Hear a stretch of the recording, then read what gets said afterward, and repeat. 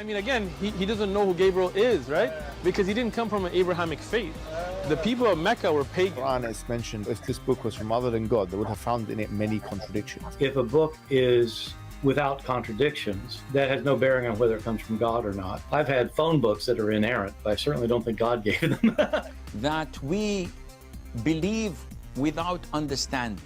The brother asked a very important question, that most of the scholars say that listening to music, watching movies, and most of the television programs, they're haram. So how can we have fun? Let me tell you, brother, at the outset, that having fun is permitted in Islam as long as the fun is halal fun. That the standard narrative has holes in it. The Prophet tells us because Satan or the devil sleeps over our nostrils. Those who oversleep and not pray Fajr on time, Satan urinates in their ears. I really do think Jesus was crucified and that he really was dead and buried. He thought that he was a son of God in the sense that he was specially chosen by God. I think Jesus really did think he was going to be the Messiah, the future king of Israel. I mean, that is, after all, why they crucified him.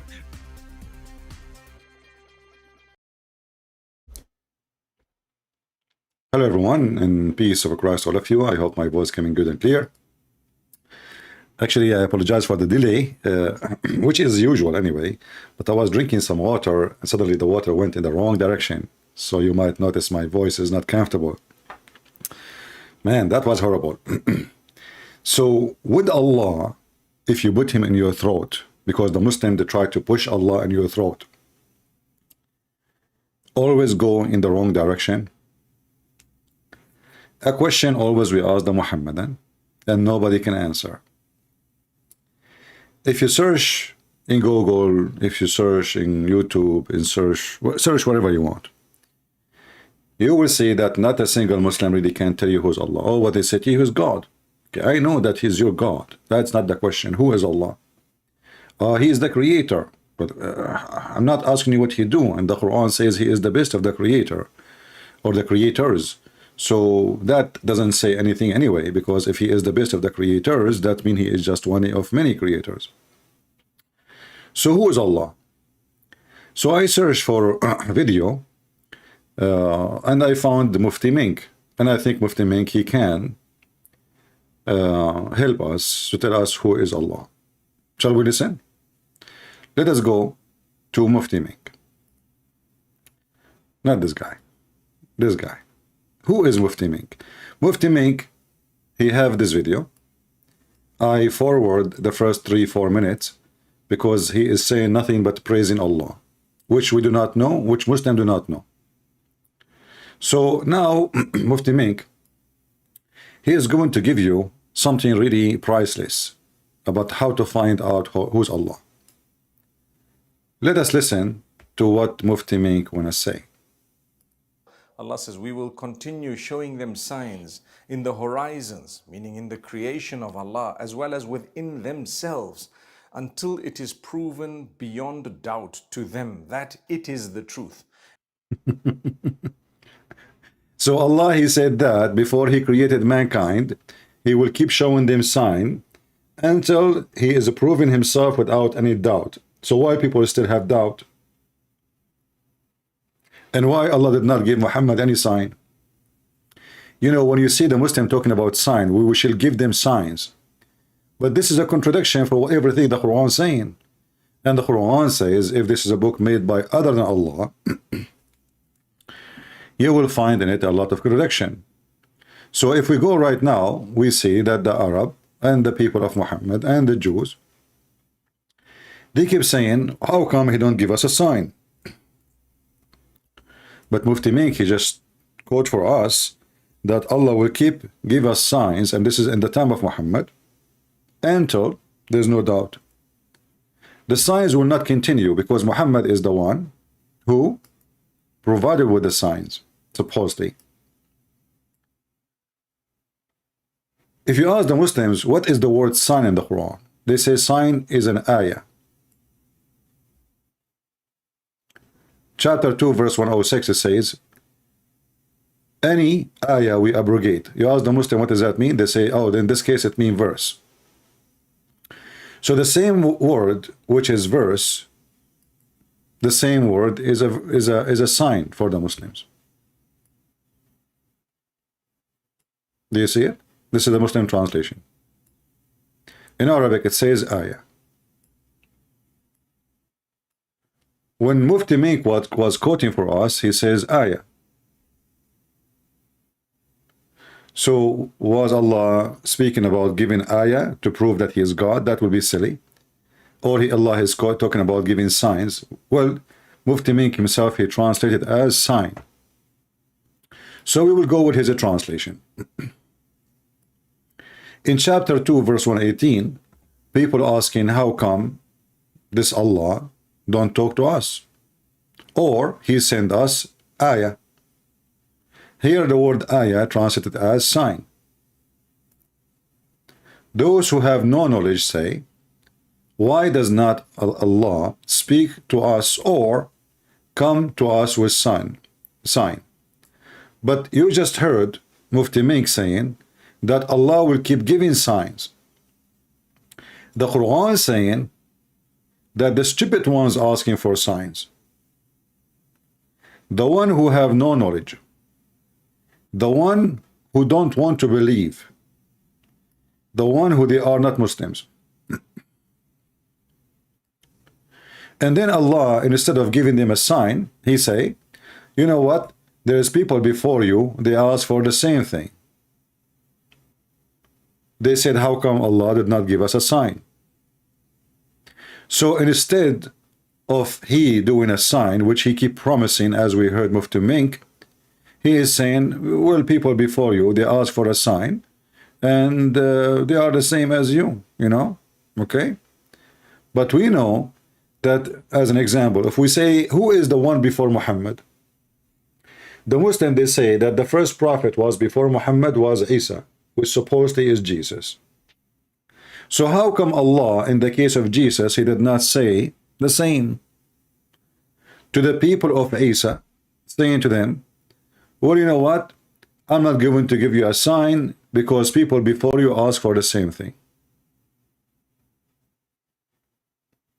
Are you with me? So Mufti Menk confirmed that Allah will give us signs after signs until we have no doubt. And he said that 1400 years ago. After 1400 years, people are leaving Islam. And they have more doubt than ever before.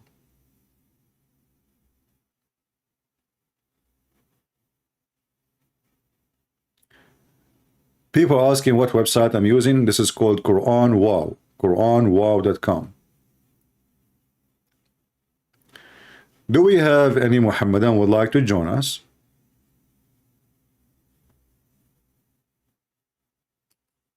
Any Muhammadan would like to join us and tell us who is Allah?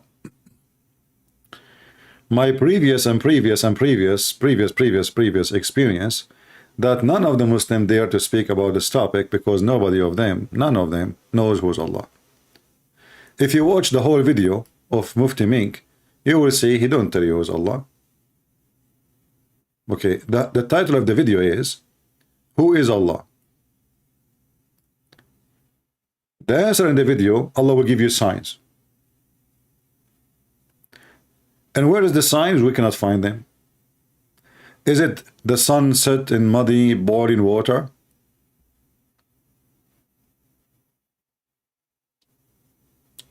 Is it the sign that Allah is stupid in biology? He thinks that the baby is made by a semen coming from the ribs of the women and the semen coming from the backbone of the man? Is it the sign that Allah did not remember which one he created first, the mountains or the stars? Which sign? And according to the books of explanation of the Quran, he want to tell us who is Allah. According to the books of explanation of the Quran, Allah cannot tell us who is Allah. Do you notice the stupidity? He just said Allah will give you signs. Then, according to the explanation of the Quran, so According to Muhammad, even no. According to the explanation of the Quran. So the Quran could not explain itself. Allah could not explain itself. And now there is people who come who try to explain Allah for us. Let us hear what he will say. The term it here is referring to the Quran itself, the revelation. The revelation is the truth. It has come to you with a lot, and Allah will prove it as time passes that each and everything that He taught you is actually the truth. Absolutely. That's why we are laughing at it. Same time, remember the topic, who is Allah? Now we are talking about revelation. Why you don't change the topic and say, what is revelation? Sometimes you might have science proving something contradictory for a while, and after a decade or more, or a century or more or less, science will just apologize because it has a new finding, and that new finding will then be in conformance to what was revealed. So Allah says, we're going to show this to you as time passes. That's not my topic today, but Really? going back to who made me. So number one is, I have to admit someone made me. Number two is, Really? He cannot be like me. No way. It's not like me, because time has passed, millions and billions have been on earth, and they have advanced, and with their advancement, every year we are more and more well acquainted with our bodies, our limbs, and so on, more and more findings. So we're progressing, we're advancing. With that advancement, nobody has created a human being, subhanallah, exactly as we are. And there is anybody can prove to me that Allah created a human being? I mean, the Muhammadan, you ask them, what is the proof that Allah is your God? They say to you, the Quran. We say to them, okay, what is the proof that the Quran is from Allah? They say to you, the Quran. What is the proof that Muhammad received Quran from Allah? The Quran. If there is any witnesses, no. Did Muhammad even spoke to Allah? No. Did Muhammad even heard the fart of Allah? No. So what is your proof of everything you are saying? You see, we are a Christian. We believe in the Creator. We are not atheists. So all this talk is rubbish. Who is Allah? Until now, they cannot tell us. Okay, I know somebody created me. What does this have to do with Allah? Can you prove to us? I mean, let us say for the sake of argument, Allah is the one who created you. Still, they do not tell me who's Allah. We have Mr. Walid. He tried to join us last time I was live, and I think he could not make it, but now he can. Let us see.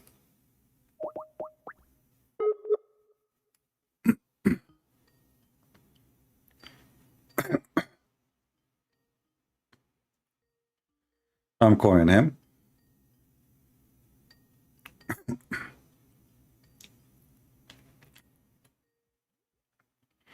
Let us hope he will answer.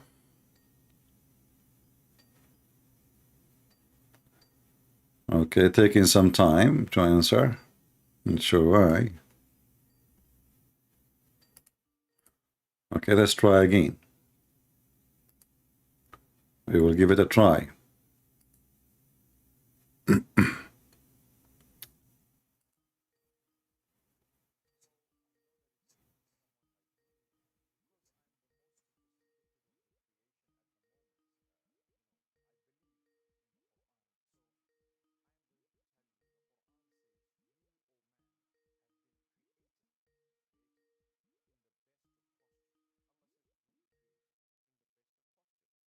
Hello? I'm fine, Mr. Walid. How are you? I'm doing all right, man. If you afford me the time, I would like to say 3 things. Yeah, do you know the name of our topic today? Oh, yeah, I do. I saw the topic. Do you like to share with us, tell us who is Allah? And maybe later, after you finish, you can tell us whatever you want to say. Well, see, the thing is, I used to be a Muslim and I converted to Christianity. Oh, you aren't a Muslim. Okay, because I see your name sound like a Muslim. All right. Yeah. Well, what happened is when back in 1997, when I converted to Islam, I converted through a group. I'm not sure if you're aware of them. I think they're from Malaysia. It's a special branch of Islam. It's called Naqshbandi. Mm-hmm. Yeah. I don't know. I don't know if you ever Yeah, heard of I them. know. I know Naqshbandi. So Yeah. yeah. So when I converted, Mm. I mean, I can prove it to you. You know, when I used to be a Muslim, you know, like La ilaha illallah Muhammadur Rasulullah, Mm-hmm. or Bismillahir Rahmanir Rahim. No problem. So, so again, I want to just say three things. I don't want to take too much of your time because I do respect your ministry and what you're doing is it's very, very good. So when I was a Muslim, with the main thing that I noticed with Islam um, is it's almost like they keep you in this bubble, and all these people, you know, they don't want to really tell you all the things that you're sharing. Um, and unfortunately, what Islam and the Quran and this fake prophet Muhammad, what a lot of people don't realize, especially in the Muslim world, is that the Quran has no direct connection. There's no consistency with the previous revelations from the Old Testament, or you know what they call Nevi'im, or in other words, the Tanakh. And then the Tanakh reveals that we were expecting a Messiah who will be the son of David, who will die, and he himself will be God, or God becoming flesh. So when 600 years later, after Christianity comes, this weird religion comes into the scene. And the unfortunate thing is that this religion had no connection to the previous revelations. What the religion did, however, is use text that were considered Gnostic texts by a heretical group, Christian group. And we can see evidence of that in the Quran with you know, with Jesus creating the birds. That's from the Gospel of Thomas. Then you can also see other, you know, with the fact that Jesus was not killed and that he's not the Son of God. That's also from a late document that we know as a fact is a forgery, which was invented in the year 400. So it seems like Muhammad, who didn't have no scholarly um, knowledge, grabbed all these texts. He somehow thought that this was part of the Christian world, and he inserted it in the Quran. And as a result of that, now there's millions of people who are affected by this false knowledge. Now, you know, and thank to God, you know, I was able to become free from that, and I accepted Jesus as Lord and Savior. The second thing that I wanted to say to you, and it's real quick, I want to be very brief. I saw a video from you the other day that somebody asked you concerning Matthew 27, where it mentions that Jesus, I believe it talks about the potter, um, and concerning the betrayal of Judas and the 30 pieces of silver. Mm. And I mean, I felt that maybe people who were listening didn't get it clearly. But what we do know, as a matter of fact, is that the old scrolls from the Old Testament, normally they used to be put together, but when they were put together, they will normally have the major prophet in front and then the minor prophet. So when Matthew is quoting out of, I believe is he quoted from Jeremiah, but it was actually from Zechariah. It's because the scrolls back in the days, because there was no chapters, it was really hard to find these scrolls. So you always refer to the main prophet in the beginning of the scroll, which sometimes contained two books. And then the last thing I wanted to say, and so that we can close this up and you can keep going what you're doing, it's more of a suggestion. I do appreciate everything you're doing, and that a lot of people are able to obtain this knowledge that you're bringing forth. And it's no better than a person who's an Arab and who understands the religion. But as we already know, it's what you're doing is very dangerous. It's there's no doubt that what you're doing is very dangerous. So my suggestion, which is the last thing I'm going to say, is make sure that as you are being reached by people, that you're behind a VPN. It's very important for your own safety. All right. Okay, my friend. Anything else you want to say?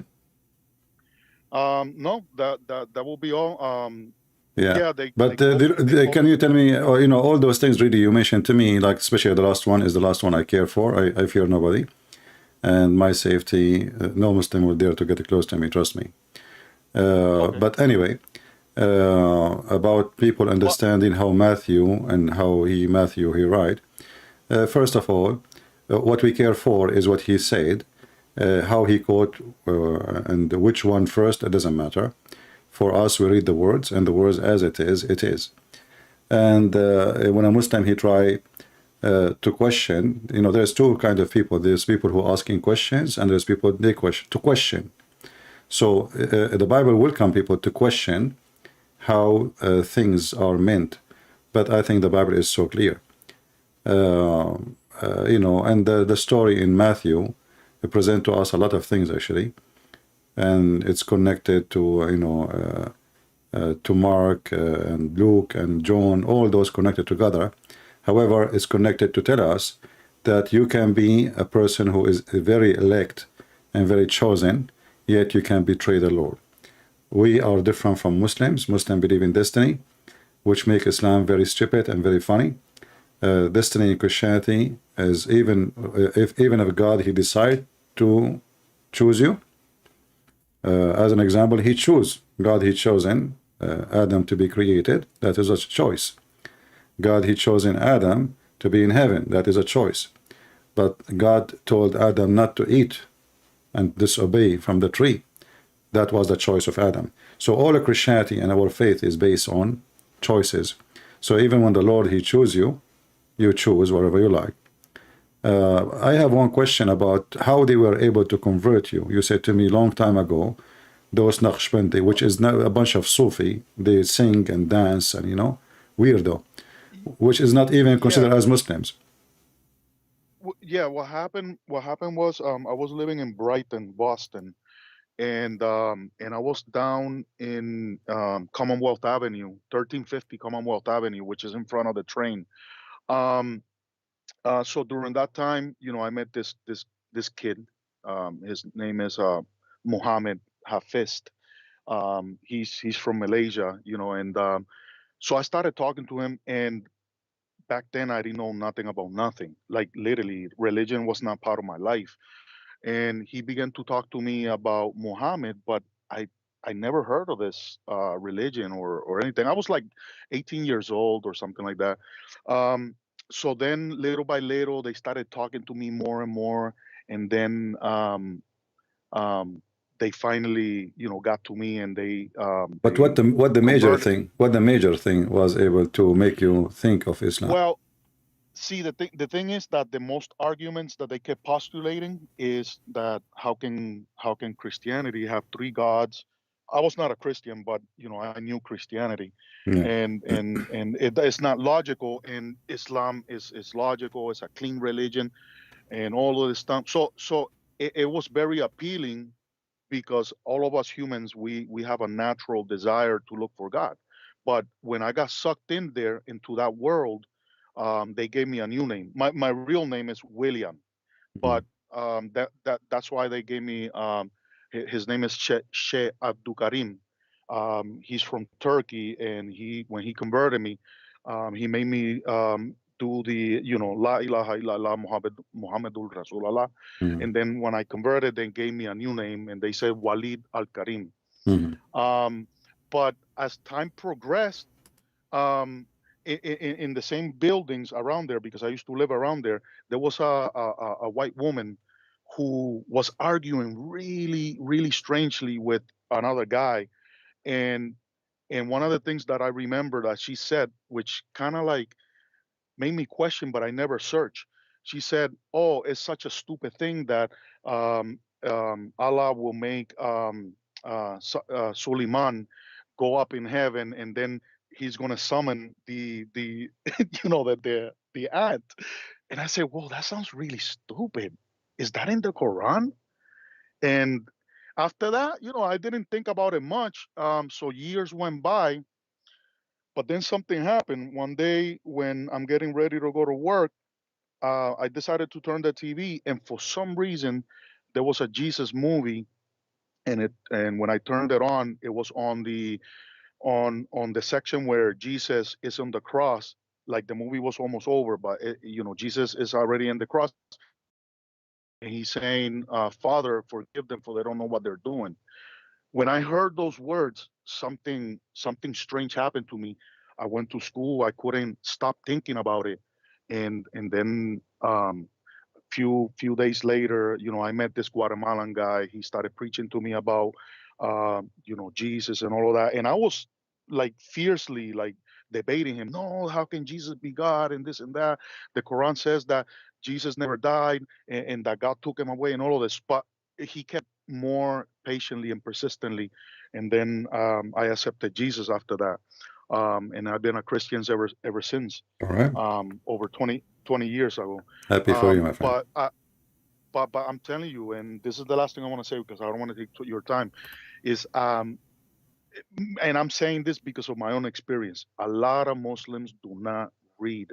They don't. A lot of Muslims don't dig deep into the Hadith or the Quran, and everything is more like what the Sheikh says or whatever, and they never have this understanding primarily that the Quran is an amalgamation. An amalgamation means it's a unification of a lot of things thrown in there, including the Gnostic text, and they don't know that. And then to answer your question, Allah, basically, once I did the search, Allah is basically the worship of the moon god. And then little by little, I just deconverted and converted to Christianity, and I'm happy that I'm a Christian. Well, So God bless that's you, all I my wanted to friend. say.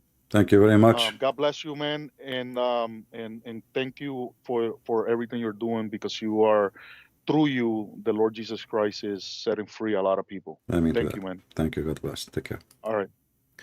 Yeah, there's no Muslim can dig inside the Quran, because you cannot dig in something so shallow.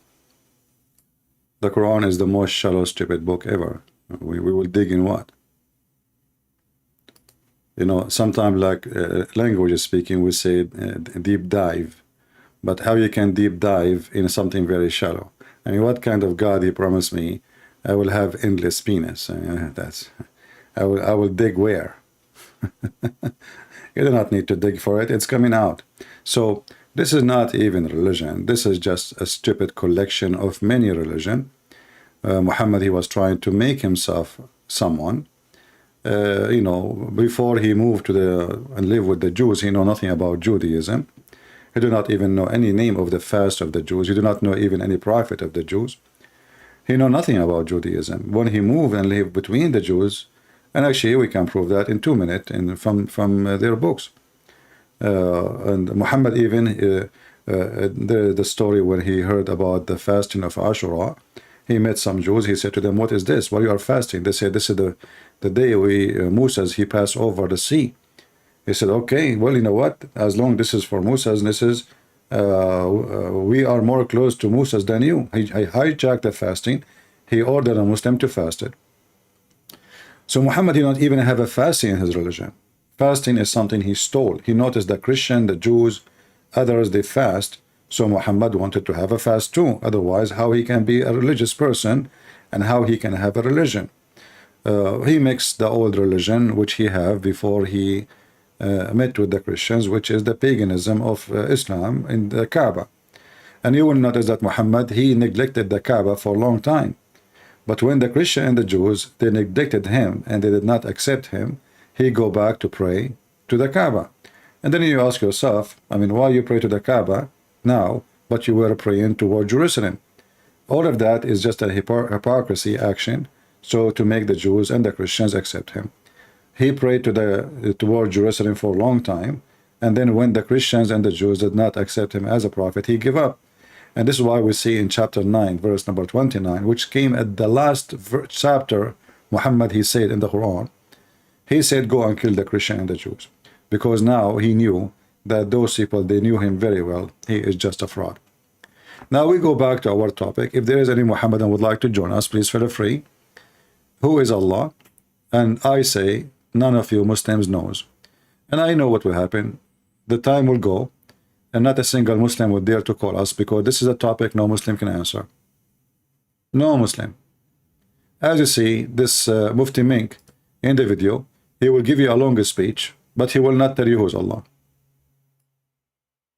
Who's Allah? لقد خلقنا الإنسان في أحسن تقويم. Now he will sing the Quran for you. Indeed, we have created man in ahsan, meaning the best. You see here, when you quote something from your book, and supposedly you are trying to prove to me that Allah is God, but the verse saying that the best of the creatures or the creation is the human being. Let us go to the verse he is quoting for us.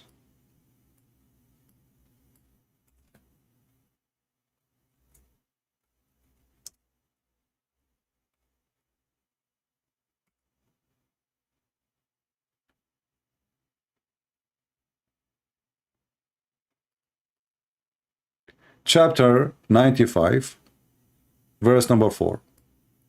But you will notice that Mufti Menk, he did not read for us the beginning of the chapter. If we can quote the chapter. If Allah created everything, and he is the creator of everything, what kind of God he swear by the fig and the olive? Or by a mount? And he swear even by the city of Mecca. I mean, what is this? You see, when you swear by something, the most valuable thing for you. Something is more treasure than you yourself. If somebody swear, he swear by God. The Muslim, when they swear by Allah or by Muhammad. But Allah, the creator, he swear by the fig and the olive. And he swear by the city. Which city we do not know, but we assume it is Mecca. And then now Mufti Menk, he jumped to say to us, we created the man as the best stature, mold. What does that mean? Remember, he is trying to tell us who is Allah. And then he is saying to us, and we reduced him to the lowest of the low. If we ask Mufti Menk, explain to us how in the world this has happened. Because the first one who was created, it was Adam, and the first one was reduced is Adam. But the Muslim, they say Adam is a prophet, and the prophet are the best of mankind. Are you with me? Do you understand what I'm saying? Who is the first one reduced to the lowest of the low? Adam. Adam was in heaven. Adam and Eve, they were kicked out of heaven.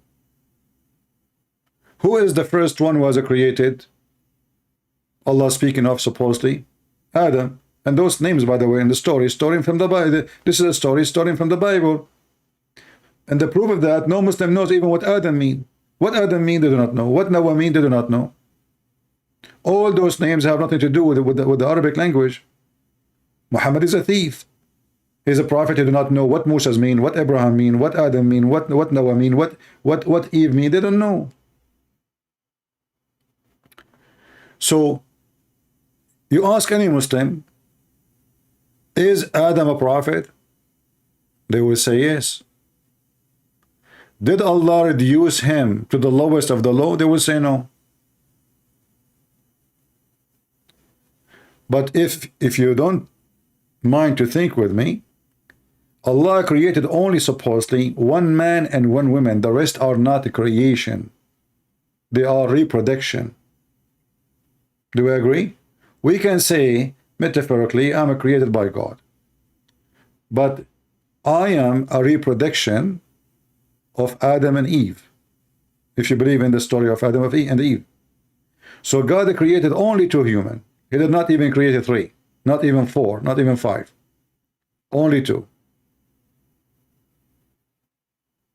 The rest is reproduction. Even the Quran confirmed that, where Allah, he says in the Quran, chapter 25, وَجَعَلْنَاهُ نَسَبًا وَصَهْرًا.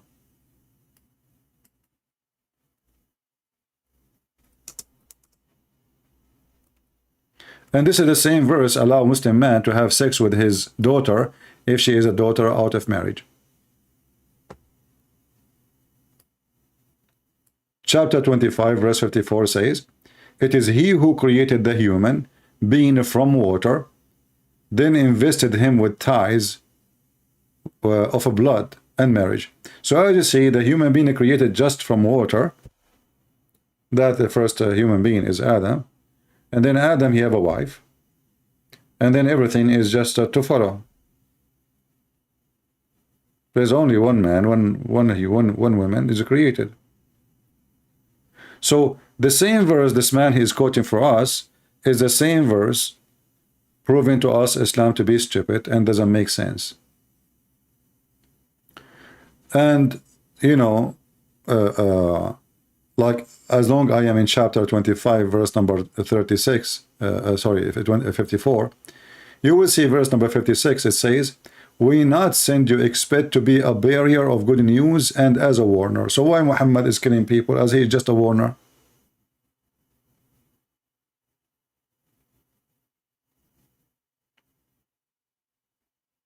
In this stage, Muhammad, he don't have an army, and he don't claim to be aggressive, so he was being hypocrite.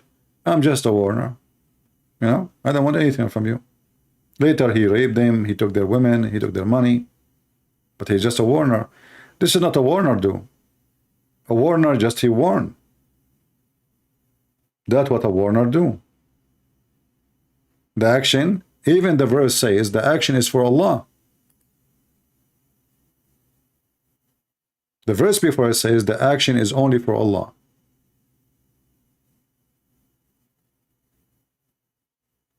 So as you see, every statement in this book is a stupid statement. Let us try to go back to Mufti Menk. Maybe we can find solutions. He want to say something useful. Okay, so Allah, he claimed, the Quran claimed that Allah created the human as the best of creatures. But there is any proof that Allah, he created that? And what this have to do with who's Allah? Nothing. Of taqweem, your postures. You know, the way you stand, the way you sit, the way you hold, the way you see, the exact positioning of all your limbs and organs. That have nothing to do with you are the best of a creation. That is a stupid of you. As an example, a little bird can see better than you. It's called eagle. A little dog can smell 400, 600 times better than you. It's called dog. So you are being stupid now. In fact, human being, he have the less ability compared to animals to survive. There's only, you see, he did not mention the brain. The most important thing a human being he have is the brain. Otherwise, in the rest, who care how you stand up, how you walk? Who care? I am not in the best way I am because I stand up like this or I walk like that. Human being, he is superior because of the brain. If the monkeys were smarter than us, they will be superior and we will be in the zoo. As simple as that. So the Muhammadan, as usual, they shuffle the brain away and they describe you as a human being how you look like. But isn't it the angels, they look better than us? Isn't it Allah, he look better than us? The Muslim says sure. So what look have to do with being the best?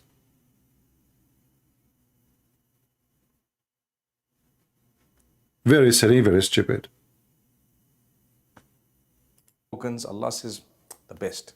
The best. The best from what? From all other creatures of Allah subhanahu wa ta'ala. See, he just said from the best of all other creatures of Allah. So we are better than the angels. But when Muhammad, he saw the angel in the sky, Muhammad, he bowed down to him. Let us go to the hadith.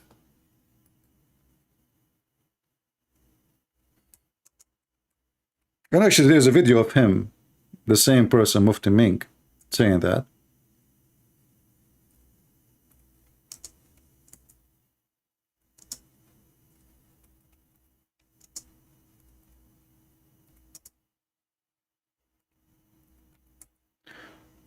Let us find the hadith. Remember, we are the best in the creation. And you ask the Muslims,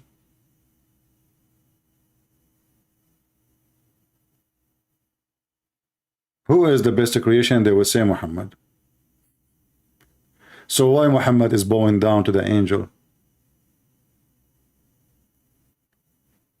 Let us see.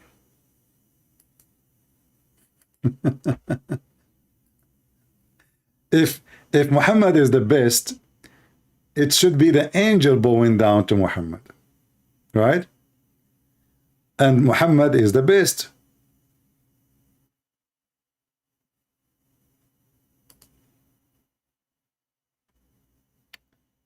Give me a minute, I'm trying to find you the hadith.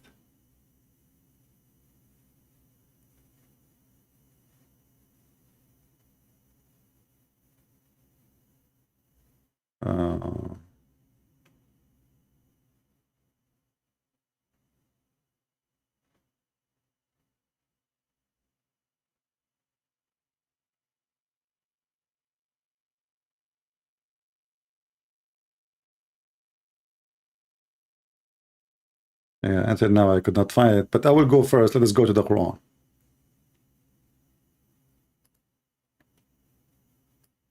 How the Quran speak about Jibreel. Who the Muslim they claim it is Jibreel. Nowhere, by the way, it says he is Jibreel. But the Muslim they say he is Jibreel. Remember, the Quran says if this is book made by other than Allah, you will find in it a lot of contradiction. How Allah describe the Quran, this is not hadith, describe Jibreel.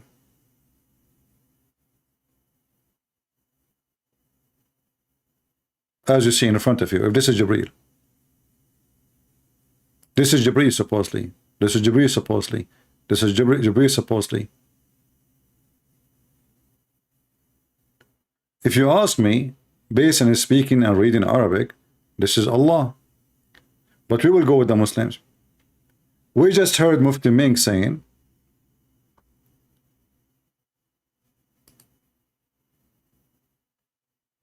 that the best creation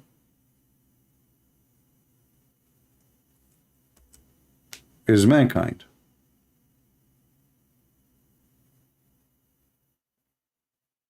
If there is any mankind, he is with such description.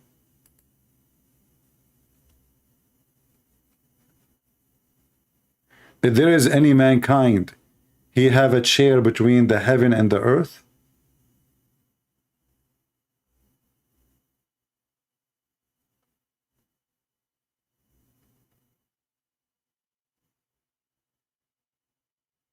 Any Muslim can tell me?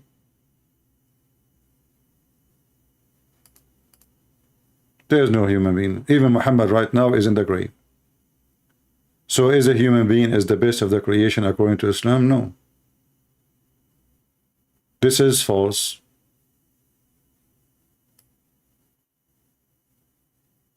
This is absolutely false.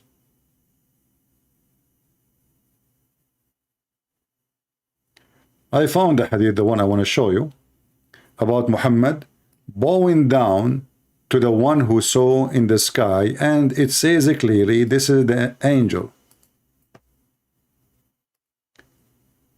So if the mankind and Muhammad is the best of mankind and the mankind is the best of all the creation, then how Muhammad is bowing down to the angel? And why the angel is sitting on a throne when he is just an angel? Read carefully.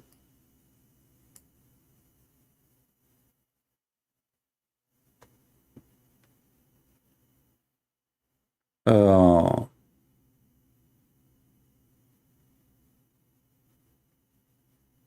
I'm trying to find. You see, the Muslim, they took it off in the translation. Look, it says here that he bowed down. Here in English, I don't see it. Where did he bowed down?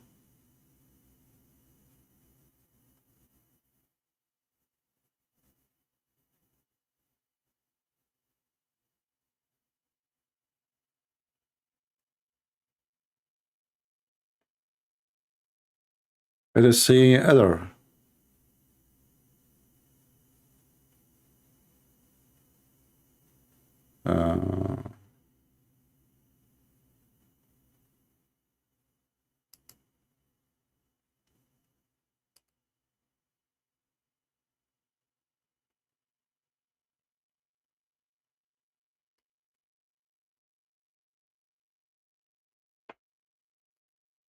Let me try.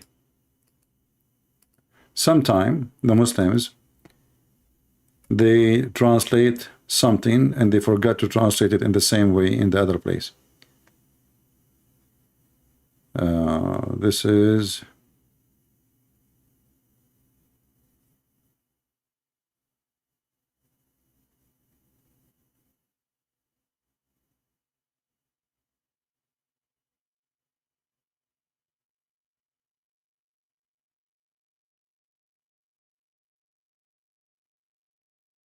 I'm just trying to find, maybe we can find something else.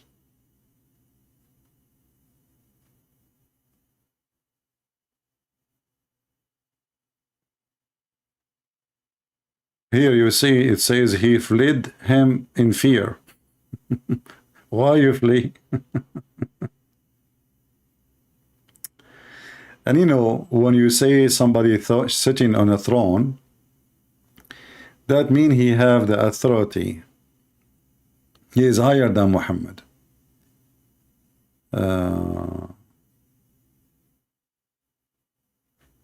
Let me go to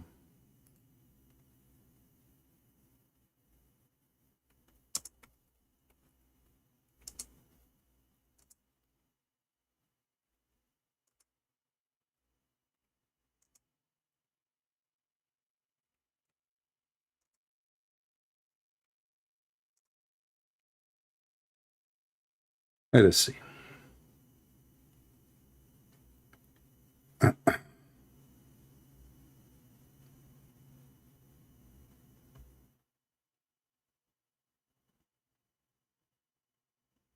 And remember, Jibreel, he is the same person who come as his boyfriend, Dahya al-Kalbi.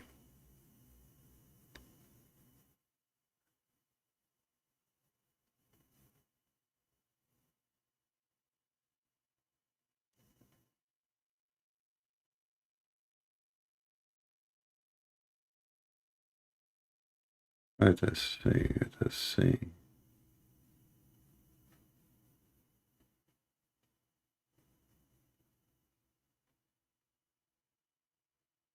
Yeah, I will try to find this story. Until now, I cannot find it in English. And actually, I saw it in video too. Maybe I can find the video. I think maybe it was the video of Mufti Menk. Let us see what happened. Mufti Menk. That would be good if we can find Mufti Menk video about it.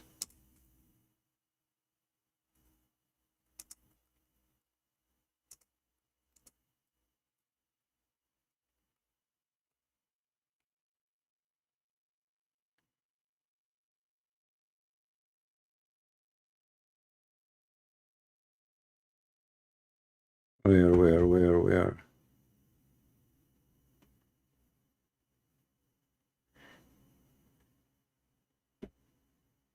Yeah, that will be a long list of videos to look, you know. But I remember, I think it was him, he was mentioning how Muhammad, he fell on his face because he was terrified when he saw Jibreel. But anyway, the point is, as you see, Jibreel is on the chair in the throne. He is in the sky. the Quran describes Jibreel as the most mighty, which is description of God, not description of man.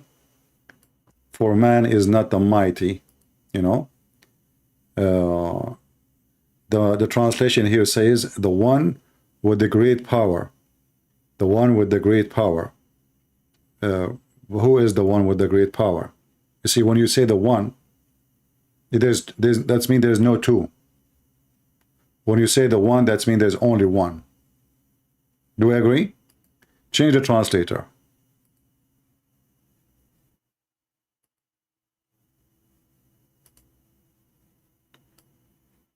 Read with me. Does it say here the one with mighty in power? And then we will find the Muslims adding the word Jibreel. It is not in the Quran. Why they add Jibreel? Because this Quran is stupid and confusing. Because there's no way this is Jibreel. For Jibreel should not be sitting in a throne. Same time, the description says clearly how powerful he is. He is the only one have such a power, which means Allah don't have it. If he is Jibreel, he is the one sitting on the chair between the heaven and the earth. He is free from defect in body and mind. This is the Muslim translation. Do you see it? And here it says, it used the word istawa. And this is the exact word the Quran used to describe how Allah, he sat on the chair. If I write down, I will take the word stawa,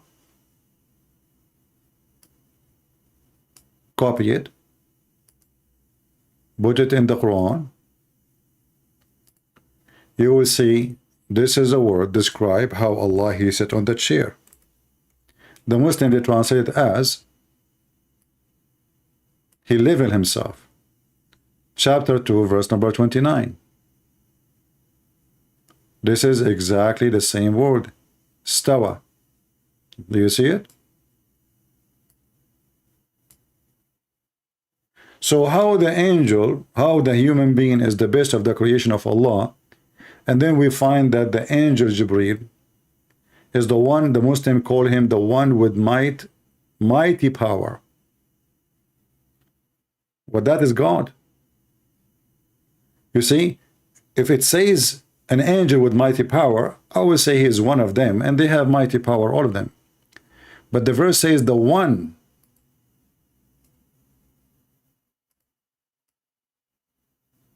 You see the word one? One mighty in power.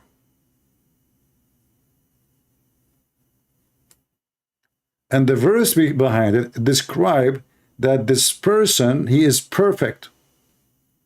He perfect in the way he look like, the the appearance, created the mind, the thinking. He's perfect.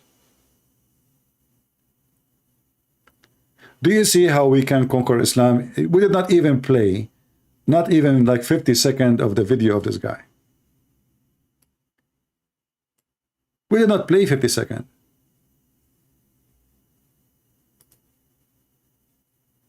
Everything they say is stupid.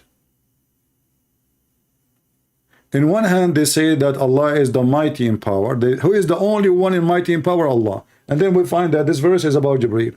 Solve it now. Who is the best of the creation of Allah? They say Adam, human. And now we find that no, because no human is perfect in mind, perfect in creation, and he is perfect in power. No human. Let us continue. Now, pause for a moment because I want to prove that to you to begin with. Think for a while of. I find it funny that a Muslim asking us to think. I forgot that the Quran says don't think. Any limb or organ of yours, do you think it could be in another place besides where exactly it is Take a look at your 5 fingers. These 5 fingers, exactly where they are, you know, the index finger, the thumb, if you had to change anything, you would never be able to compete with what is already there. See, guys, the video is about who is Allah. The video is who is Allah. The guy is talking about thinking. So now we decide to become serious. And now he's telling us about fingers. Look at your fingers. Can you change them? You put them. This is not even good for teenage. I mean, this is stupid. What does this have to do with telling me who is Allah?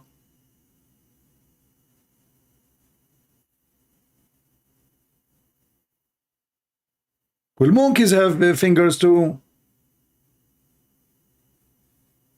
Most of the creatures, actually, there's a lot of creatures, they have fingers.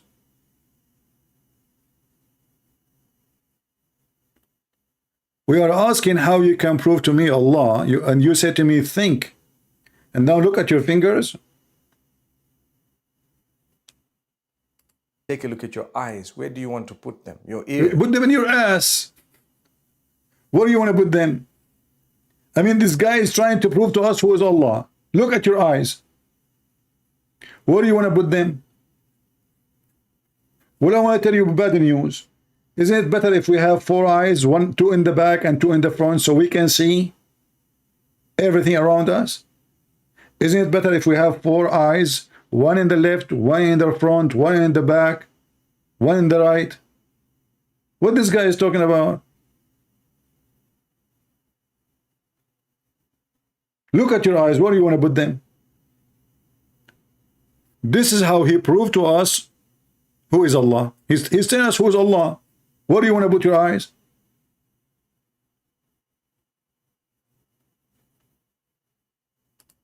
Yes. Take a look at your lips, your teeth, your mouth. Somebody saying, wasn't that Francis Taber is a Christian? No, my friend, he's a Muslim. He gave false papers to give him refugee. He is a coward like your prophet. He claimed to be Christian so he can get refugee papers, but he is from Idlib, he is from Syria, and he is Abdul. We got him busted. And you know, the Muslims, look at this. The Muslims, let us say for the sake of argument, there is somebody, he is a dog. But if he is a dog like Muhammad. I mean, aren't you ashamed? You have 1 million stabbing, and then you say there's a guy, he is a Christian? He is not. They got him busted. He is a fraud. This is why they refuse him. Muslims who they have all the garbage of Muhammad. Muhammad, he sent people to stab people in their home. Abu Nafi', a man over the age of 90, he sent a person to borrow some food from him to assassinate him. Imagine, this is Muhammad, the one who killed babies, the one who raped children, and now they are saying, you see, there's a Christian. He is a Muslim like you. Mujahid. He gave himself false name so he can get refugee, and this is why they refuse him. They got him busted. We continue, Abdul Potato. Your tongue, your everything, subhanallah. Where would you like to put it? Allah. Where you would like to put it? Subhanallah. Guys, and now we know who is Allah. Where you like to put your tongue? A Muslim is being serious now. Where you like to put your tongue. And that will prove to us who is Allah. Says we put it in the best possible place for you. Okay, where is the tongue of Allah located?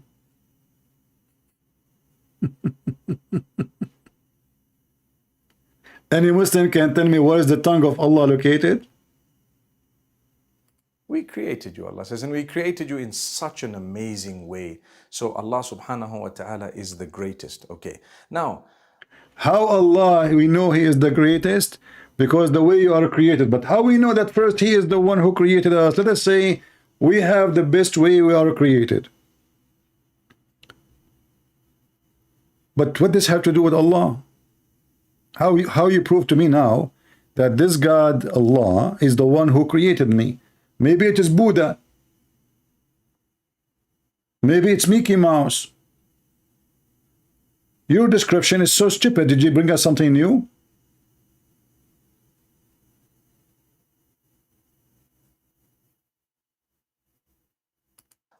Unfortunately, there are people who don't believe at all. They say, no, no, no, there's no creator, there's no maker, there's nothing happening like this, subhanallah. Well, we're saying, did this just come about or just like that, We're too sophisticated not to have had a maker. That maker, we believe, is not like... Is the video is about there is a maker, or the video is about who is Allah? Who is a Muhammad he dared to call me and tell me who is Allah? As you see, they don't know how to answer. I mean, the video title, who is Allah? Until now, he is telling us making BMW. What does this have to do? We are asking who is Allah. We are not asking you. This is not the topic. Who is? Let us say, for the sake of argument, Allah is the maker. Still, we did not know who is Allah. If your father is a doctor and I ask you who is your father, you say to me, you don't say to me the doctor. I say to you, who is your father? Doctor is what he do. Who is your father?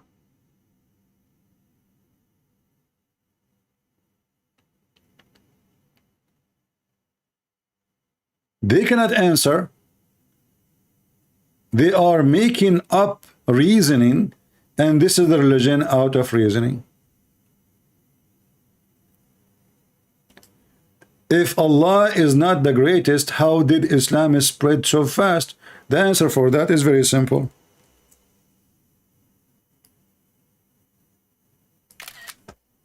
You see, and I like it how Muslims, they give Allah a finger. The only one who gave their God a finger is the Muslims. If you look at his anus, he will be swollen. If Allah is not the greatest, how did Islam spread too fast and conquer? You just told me how you're stupid. You just conquer. I mean, are you stupid or what? Islam did not spread unless you conquer. Even the Quran says so. When the victory of Allah came, they conquer Mecca. People, they enter into Islam like waves. So nobody is converting to Islam. People, they accepted Islam just to be safe from being killed. And you are the one who used the word conquer, you idiot. And this is why I say you cannot find one Muslim is not suffering from a very low IQ. It's a must. It's part of the, like it's a package. Chapter 110, it says clearly how Islam spread. When you see, when he conquer Mecca, people of Mecca enter Islam like waves, by crowds. So before that day, nobody want to enter. The sword in their neck, everybody say Shahada. And that why you are stupid. This is why none of those Muslims who've been conquered, they can explain to us why they are Muslims. Look at you. You are sitting like a potato. Why you don't call me and tell me who's Allah? Do you think this guys, can tell us who is Allah? Why you don't call me, Mr. Finger? Go open the camera. I promise I will put you in the screen. Put your finger up and tell me who's Allah. You don't know. The second you ask them who is Allah, they say to you what he do, but none of what he do is proven to be true anyway. He's the one who created you, brother. Would you have a proof? With the Christian, the Jews, they have different God. They say he is the one who created them. The Hindus, the Buddhists, they have different gods. So who is Allah? They have no answer. They give you false speeches, silly answers, because they do not know who's their God. For how long right now I am live on air? An hour and 4 minutes. Is that right or more?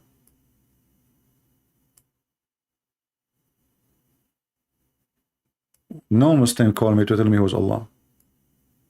They are telling me Allah, He make shish kebab. Allah, He is the best to make hummus. Allah is the best to make barbecue. But who is Allah? Maybe we should try to find a better video than this. This guy getting boring.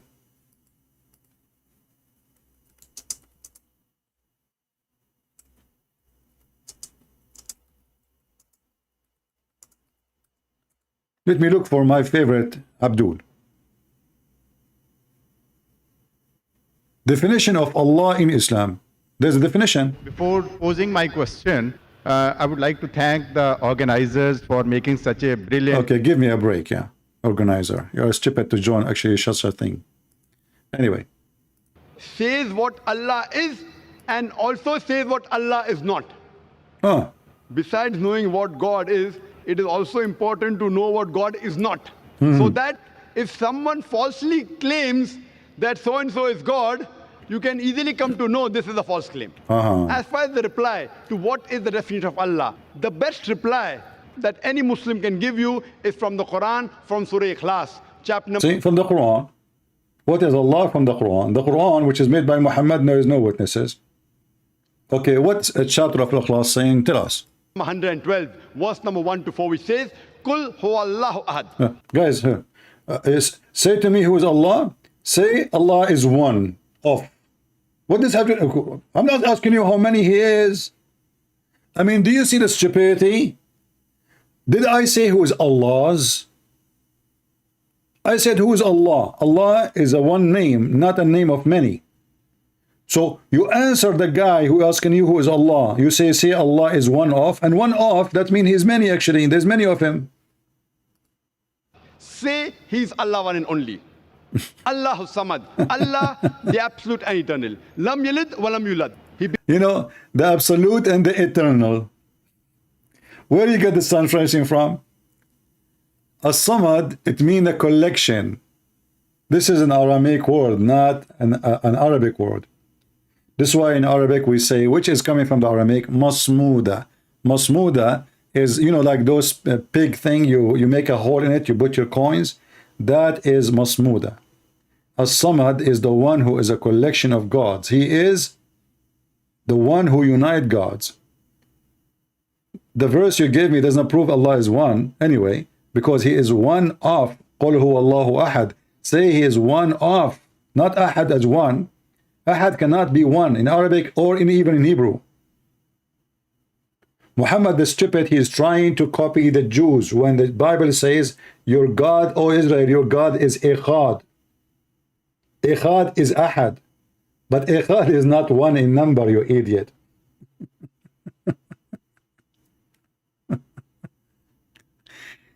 Do we have any Muslim can tell us something useful? So we are asking, with respect, we are called Al-Ahad, has the same meaning as Al-Wahid. That is your stupidity. Same time, when you say He is Al-Wahid, that is stupid of you. Because if He is one as a person anyway, so why you call Him Al-Wahid?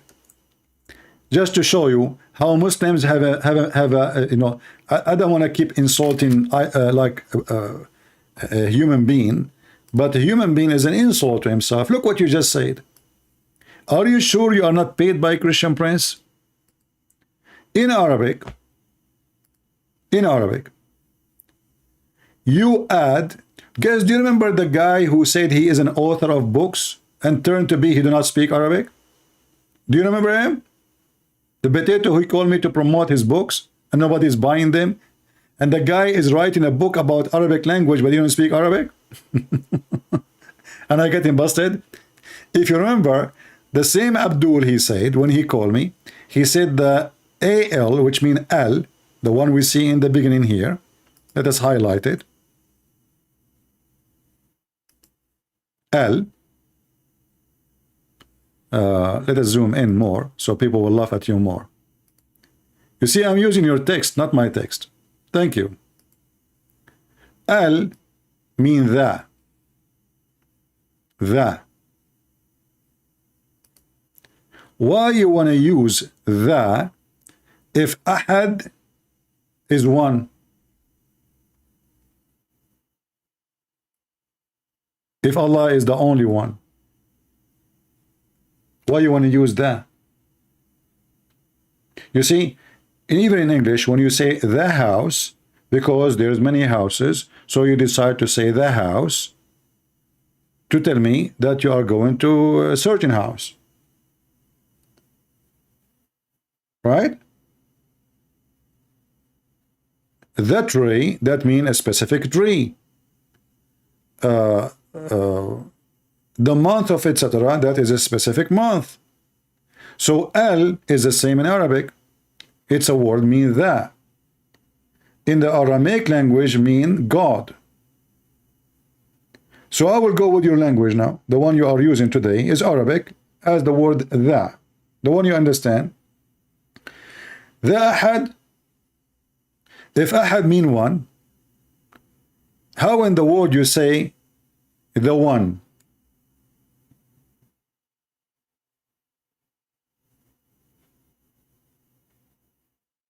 Any Muslim can tell me?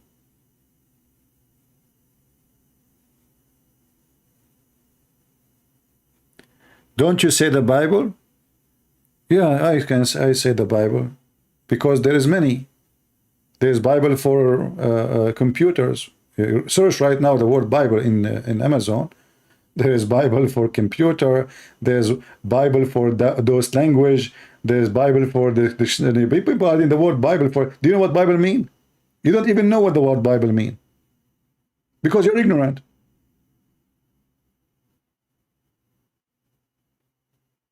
Same time, the Bible is a book. Have a lot of books. So we are talking about an object. But we are talking about God. If there is many Allah, if there is only one Allah, then why you are saying Al-Ahad?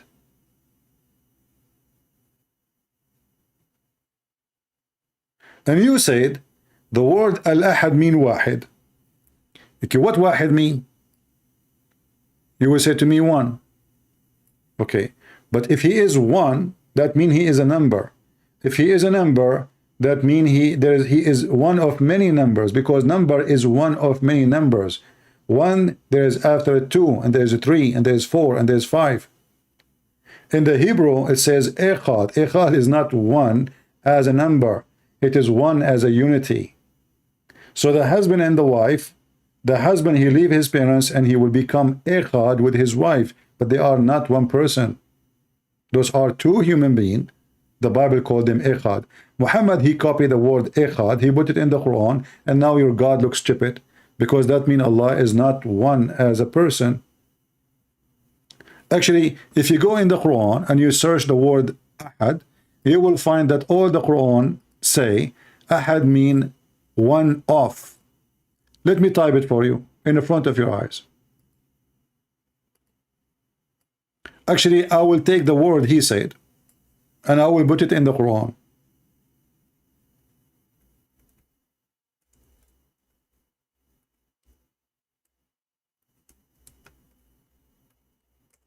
And now you will laugh with me. This is the verse Zakur and Ayuka was quoting. Huh? I will copy it as it is in front of your eyes. Do you see it, guys? I'm copying it. And I will repaste it in the search engine as it is in front of your eyes. Huh? I did not add, I did not take, as it is. You will see always the word Ahad is coming as one of. Chapter 2, verse 102, it says, وَمَا يُعَلِّمَانِ مِنْ أَحَدٍ, and they teach nothing, no one, except one of. One of. Translation. They don't teach anyone. You see what ahad mean? Anyone. There's any and there's one. So if there's only one, then you don't say they don't teach anyone. So what ahad mean? Teaching anyone. Unless they say to him or to the one, this is a trial from Allah. Do you see it? The angel, they taught anyone. This is what ahad mean. This is one meaning. Let us show you the other meaning. Chapter 2, verse number 136, it says here, لا نفرق بين أحد منهم. We don't differentiate between any of them. So what أحد mean? One of many. Chapter 2, verse 136. Is that my translation? No. We don't make any distinction between any of them. So how أحد mean one, and we are saying any of them? It mean one in the context? No, it doesn't mean, because this is an Arabic word. It cannot mean anything else except this. Ahad, always you see wahid mean one. Ahad mean one of. I mean, you are the stupid one who says to me, we use the word ahad in the meaning of wahid. That means it is not wahid. This is your text. You said we use the word al-ahad as the same meaning as al-wahid. So why you are using al-ahad if the meaning is, if the purpose is wahid? Muhammad simply, he is copying the Jews, copying the Old Testament. Oh, you Israel, your God is Echad. He put it in the Quran, and now he is in trouble because this is make Allah more than one person. For Echad is not one person, is a unity. He is an idiot. Now, still the question is valid. Who is Allah? The answer is, say he is one, according to Zakir Naik. But who cares if he is 1 or 7 or 11? Who is Allah? Okay, I am one, and you are one. But this did not answer the question, who is Allah? And then Zakurana Yuka is going to explain to you. Just wait. Begets not, nor is he begotten. Walam yakul lahu kufuwan ahad. Who care if he have children or he don't have a children? I'm asking you, who's Allah? There is many people. Actually, hold on. Did the angel Jibreel begot and begotten? No. Do you see the stupidity? If Allah is saying to us, he is God because he is begot and begotten not. Well, Jibreel, he begot and begotten not. He's not on any of those. Stupidity. Let's continue. Aren't we Abrahamic? Why are you attacking the... You are not Abrahamic. Guys, those Muslims, they keep lying to us, saying that they are Abrahamic. You forgot what Sheikh Uthman, he said, my friend. Sheikh Uthman, he got you busted. I can play the video for you. This is why I have it in my intro. Muhammad was not Abrahamic. Guys, let us go to Sheikh Uthman, the ketchup boy. Don't tell me now Sheikh Uthman is not a sheikh. You are the one who asked me before to debate him. You forgot? I remember. You said to me, debate him, a Christian prince, Sheikh Uthman. But I mean, again, he doesn't know who Gabriel is, right? Because he didn't come from an Abrahamic faith. Did you hear it? Your prophet do not know who is Gabriel is. Why? Because he did not come from Abrahamic faith. Why? Listen. The people of Mecca were pagan. The people of Mecca are pagan. So he is son of a pagan. All the people of Mecca are pagan. And Muhammad had nothing to do with Abraham. And he did not come from Abrahamic faith, which means Muhammad is not from Ishmael, as the Muslim they lie and they claim. So the Muslim, they are a bunch of liars when they speak about their prophet. He make mistakes. So you put Muslims, okay, can you name for me one Muslim who don't make mistakes? Poo-poo, your prophet. Why you don't call me? Guys, Sheikh Uthman make mistakes. Sheikh Uthman trying to convert a Christian to Islam by making mistakes, not lying. He's making mistake.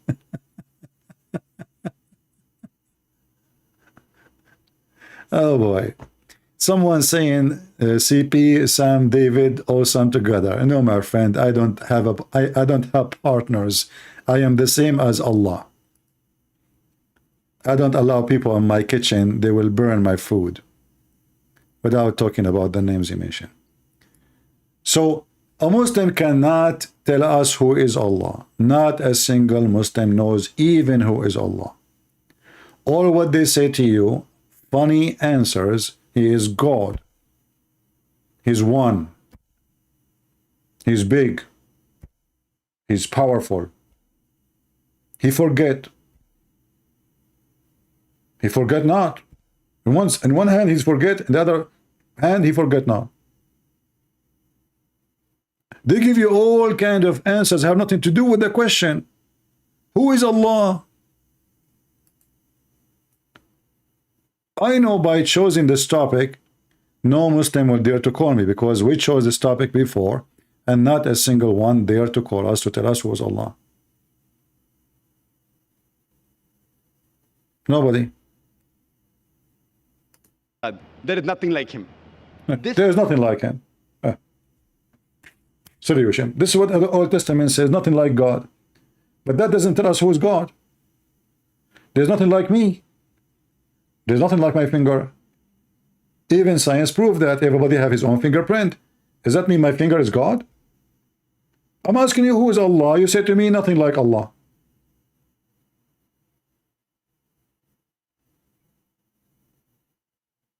Right? Hey, my friend, the one you name their names, why you don't call them right now and tell them to join us? Or give me their Skype, I will call them. Oh, no, I want to watch him and call them. Can I call them live? Give me their names, give me their Skype. Is a four-line definition of Allah subhanahu wa ta'ala, of Almighty God, given in the glorious Quran. This is the touchstone of theology. It is the litmus test to identify any person says so-and-so candidate is God. If that candidate fits in this four-line definition, we Muslims have got no objection in accepting that candidate to be God. The first is, Qul huwallahu ahad. Okay, so say he is one.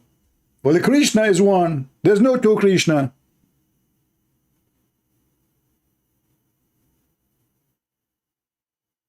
The Father is one, the Son is one, the Holy Spirit. There's no two Holy Spirit. There's no two Son, and there's no two Father. This is the definition. So if you are one, we accept you God. Okay, what else? Says Allah one and only. Allahu Samad. Allah, the absolute and eternal. Lam yalid walam yulad. He begets not, nor is begotten. Walam yakul lahu kufuwan ahad. There is nothing like him. For example, I'll give you an example. Give me an example. There are some human beings who say that Bhagwan Rajneesh is God. During question and answer time, there was a Hindu brother who told me that if Hindus don't consider him to be God, I never said that the Hindus call Bhagwan Rajneesh to be God. There are many human beings who claim Bhagwan Rajneesh is God. Now I will give you a sample. Why do we use this negative also? Like say is Allah one and only is positive. Allahu Samad, Allah the absolute eternal. Lam yalid walam yulad. He begets not, nor is begotten. Why do we? But why you don't tell us why he don't begotten and why he cannot be God? You see, he said Allahu Samad. The Muslim translate the word Samad as the one who is dependent in himself, sufficient. But the Quran says the opposite. The Quran says that Allah cannot have a son unless he have a girlfriend. So now we know why Allah don't have a children. Not because Allah, he can have a children. No, he cannot. He need a girlfriend. So how the Muslim they say, if you have such a definition of you that you are self-sufficient, you are God. But your God cannot have a son without a girlfriend. My God, he can have a son and he don't have a girlfriend. No Christian believed that Mary, she was the wife of God. All the Christian, even you Muhammadan, believe that Mary, she was a virgin. So how the originator of the heaven and the earth, he can be the originator of the heaven and the earth, yet he cannot originate a son unless he have a girlfriend.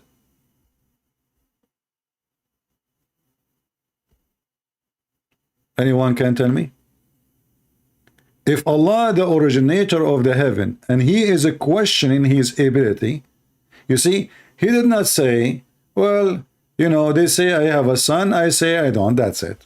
No, he is the one who said, how can he Listen, how can is what? Is a questioning for the ability. Correct? If somebody call me and say, hey, Christian, do you have a son? I can be sarcastic with him and say, how I can have a son and I don't have a wife? Are you stupid? Can I have a son if I don't have a woman in my bed? Not only I have to have a woman, I have to have a woman and have sex with her. Not a woman sitting next to me. So if Allah is God, then why he is questioning his ability to have a son without having a woman? A woman to have sex with, not to have a woman next to him in the couch. How he can be the one who created everything, yet he cannot create a son, and yet he need a wife to create a son. So he cannot be the creator. In different verse in the Quran, Muhammad, he said, because he claimed that's Allah, but this we know that Muhammad is fabricating things.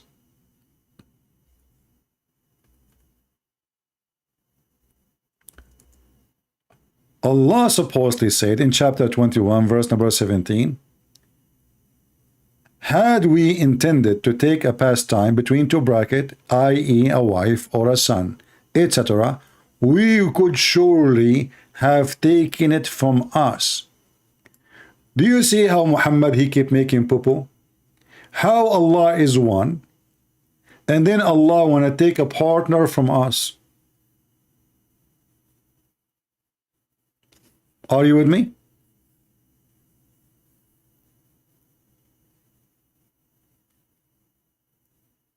How Allah is God and he is not a man, and now he is talking about taking a wife.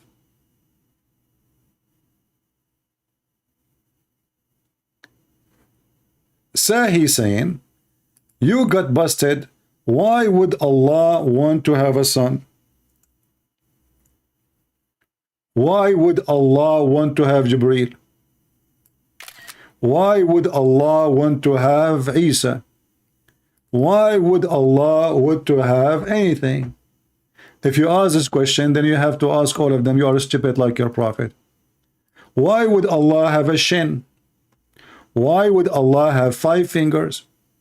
Why Allah have a mouth? Can't he speak from his anus? I mean, do we need to have two opening? Just one. As long as he don't do poo-poo. Why he have 2 hands?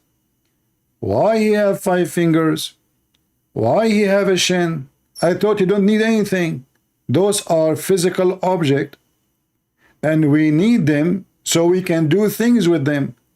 So your God, he cannot do things unless he have hands. Isn't it the stupid Quran says that Allah created Adam by his 2 hands? Allah could not create Adam by his nose or his mouth or his tail. Allah, he created Adam by his 2 hands. Prove me wrong.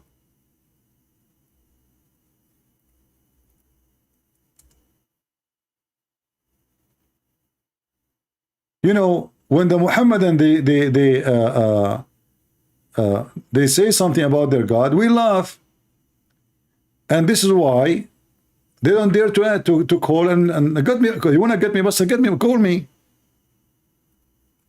Why you don't call me as long as it's so easy?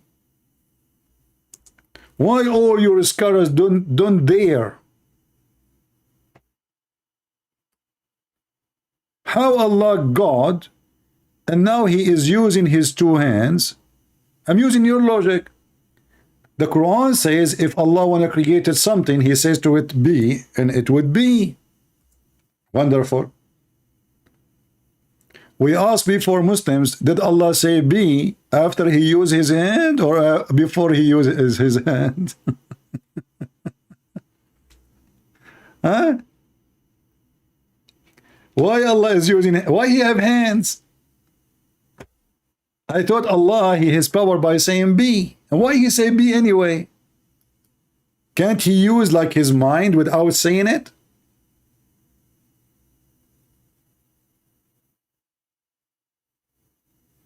Yeah, exactly. The lion, according to Muhammad, the lion, he sneezed, and a cat came from his mouth so she can chase the mice in the ship of Noah. Muhammad is talking. Any Muslim can answer us?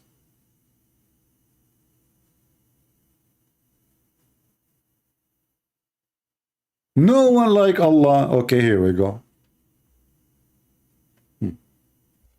Allah using his hands. To do what? To create. Well, isn't it Jesus, according to the Quran? He made the mud, and then he breathed into the mud, and then he created a bird.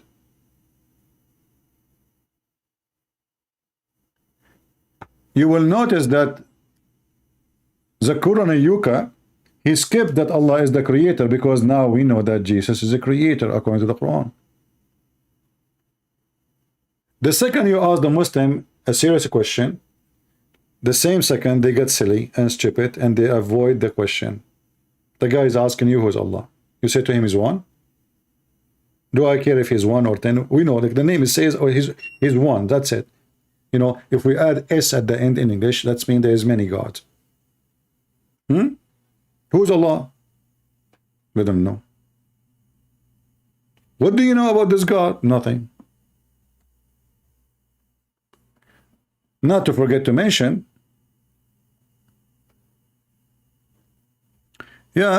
Mohan is asking, why Allah use his hand? Don't he have his mind? No, Allah don't have a mind. If you say actually that to Muslim, they will kill you. No Muslim dare to say Allah have a mind. Do you know that? Ask them, hey Muslims, anyone support the idea that Allah have a mind? They don't dare. They dare to say he has a hand, but they don't dare to say he have a mind. Allah don't have a mind. Allah have hands. Any Muslim can help this gentleman here. Do Allah have a mind? He don't.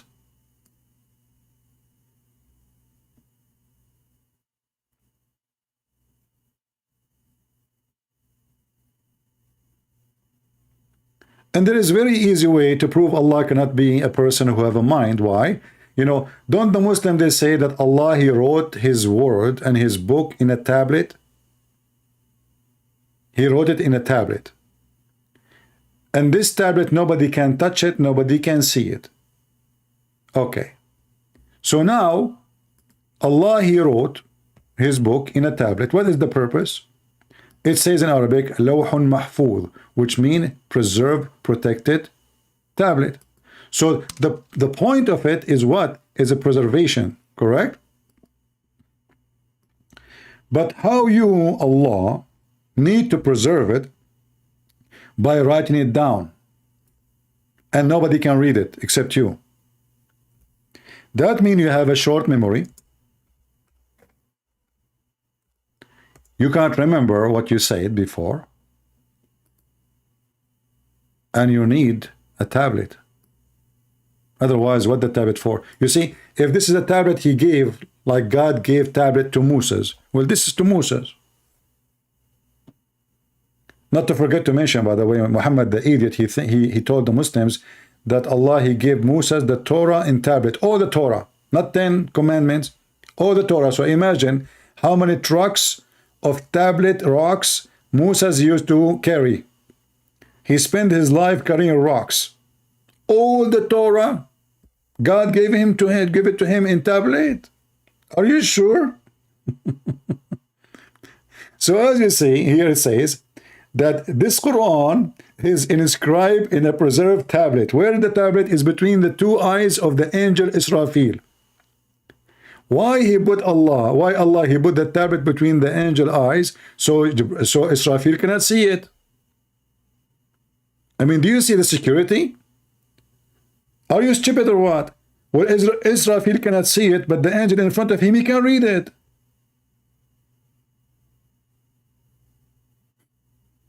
Are you with me, guys? I mean, do you see the stupidity? If I put The tablet between the eyes of the angel Israfil. Wonderful. Now Israfil cannot see it. Wonderful. But the guy, the angel in front of him, he can read it. So what kind of a security the security is?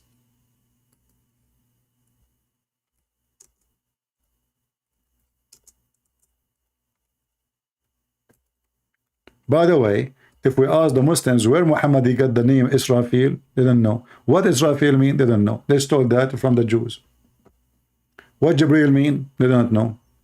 Mikael, they do not know. They do not know. What this religion knows? Nothing. He's a thief.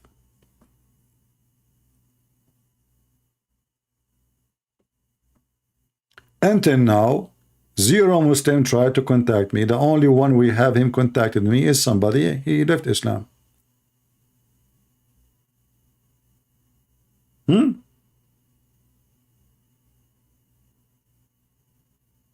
Any Muhammadan?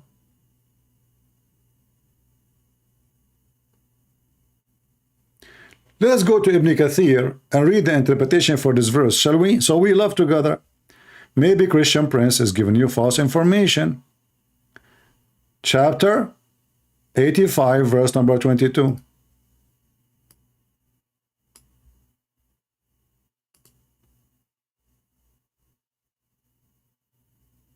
All right. 85, 22. Let us love together at the hocus focus mocus tocus falafel of Muhammad. All right.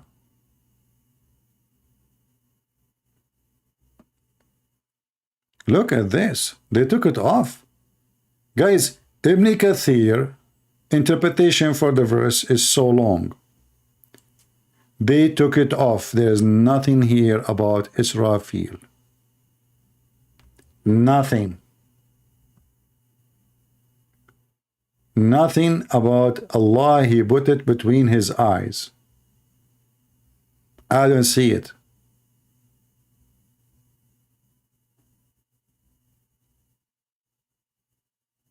None.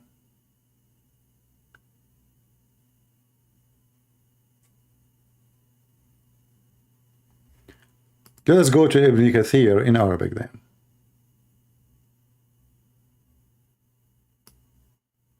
Just to show you why you cannot trust Muslims when they translate to you any book of their books. Ibn Kathir in Arabic, I have all the books collection here in my shelf, is 1,000 times bigger than what they have in English.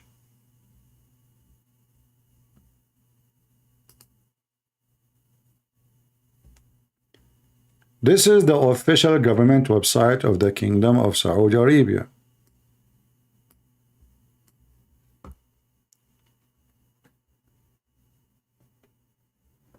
And this is the description of Al-Lawh al-Mahfuz.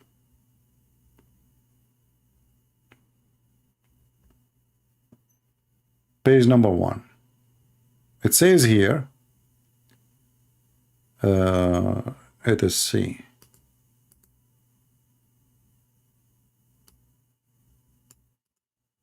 I will use Google Translation to translate. But let us see if we can find. Here we go.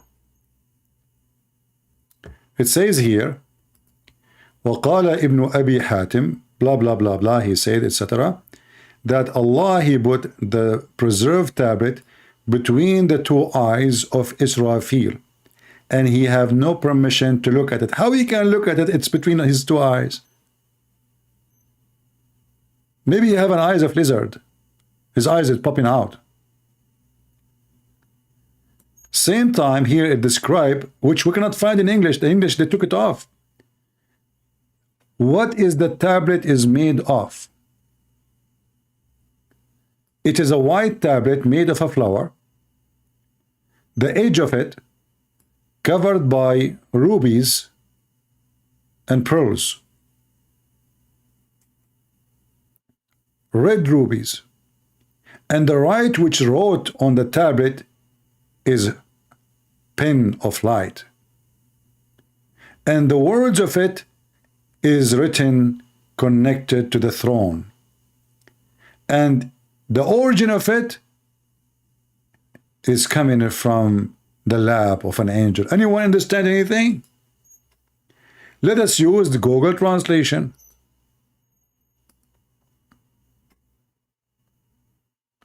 And here you need to ask yourself, how come this is not in the English translation of Ibn Kathir? Here we go. The preserved tablet is on Israfil forehead. Ibn Abu Hatim said, my father told us from, okay? So Allah, the preserved tablet, he sent down whatever he was. Oh, where is the eyes? We want to see the eyes. We saw the forehead. I think we skipped. It should say, let us see. Yeah, and the translation is not coming. So anyway, he put it in his forehead between his two eyes, and he have no permission to look at it. He have no permission to look at it. And here it says, describing the tablet, what it's made of. The tablet is a white pearl. Its length between the heaven and the earth, and this is Google translation, as you know. And look how big the tablet. All of this is between the eyes of the angel. It's between the east and the west. Its edges, brother, is made of a pearl and sapphires. And you know, like here, they are adding more spice to that story. Here it says, Allah, he preserved the tablet in a white pearl, with pages are red rubies. His pen is light. His book is light for God, in which every day he created 60 and the 300 moments. He created, provided, kills, gives life, honor, immunity. Allah is making a book now. And Allah, he preserved the book between the, this is why the angel Jibreel, he have a cross eyes. I mean, imagine you are an angel trying to spy at what Allah he put between your two eyes. You are becoming so curious. Did you ask yourself why Allah he put the book between the two eyes of Israfil? Any Muslim can tell me? Isn't this is clear that he don't trust him? He put it, it says here, you see, in the translation, we could not find it. It says here, between the two eyes of Israfil, and he is not allowed to look at it. Why? Because obviously Allah do not trust Israfil. Israfil is a bad boy. So Allah was looking where I'm going to put the tablet. If I put it in his lap, he will look at it. If I put it in his hand, he will read it. So he come with a smart idea. I put it between his two eyes. Allah, what about you put it in his back, in his ass, in his back head? I mean, as long this angel is so big to the point, between his two eyes, the tablet itself is from the east to the west. The distance between the earth and the heaven. If the distance between the two eyes of the angel Israfil fit for that tablet, that means his head is so big. Why you put it there? What about you put it in his mouth, his nose?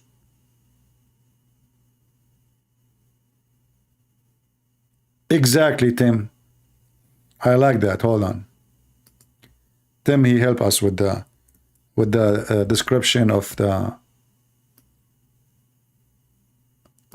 Where is the tablet now? This is the tablet.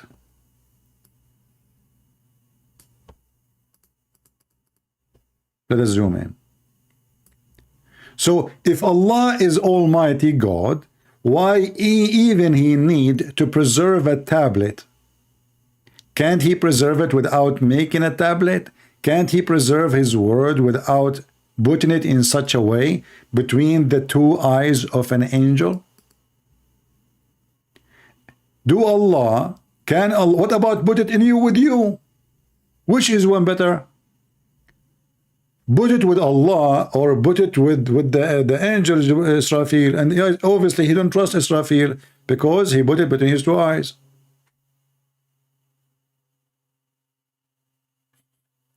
Some days I feel like that picture. I wonder how your wife she think about you then. Oh, I get it. I think you feel like this when your wife she show you the bill of the credit card at the end of the month of shopping. Yeah. Do we have any Muhammadan? And what is the question? Who is Allah? What does this have to do with who is Allah?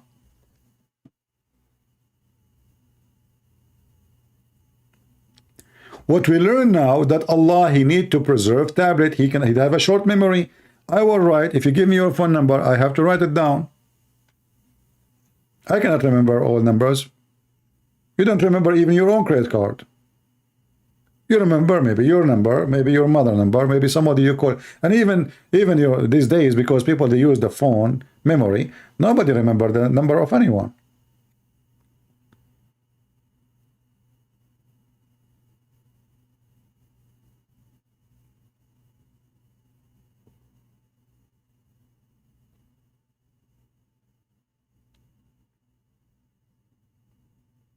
And you know, when the Muslim they say that Allah he have a preserved book,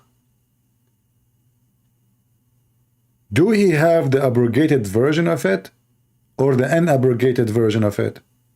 Do Allah delete verses from the preserved book too?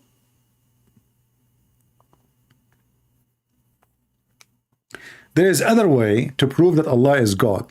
Let us go there. Allah is God for the following reason.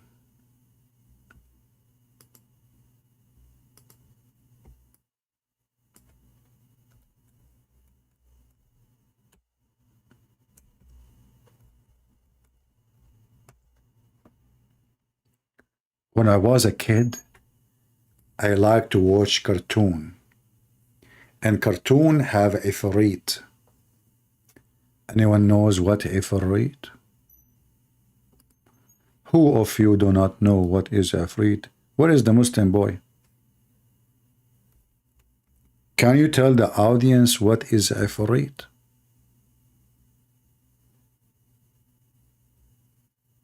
Any Muslim can tell us what the heck is this? Ifrit? Muhammad, he took stories from 5th grade children's and he put it in his Quran. Let me introduce to you chapter 37 verse number 27 sorry, where Solomon he have a ifrit, and the reason he is a ifrit, he is a genie in the bottle, but he is so fast, brother. Let me introduce ifrit for you. Please show respect, otherwise he can come to you. And he told Suleiman, I can go and steal the throne of Balkis before you blink your eyes. Afraid. Afrito. And they say to you, who can write Quran like the Quran? Who can make Quran like the Quran? Nobody. Afraid.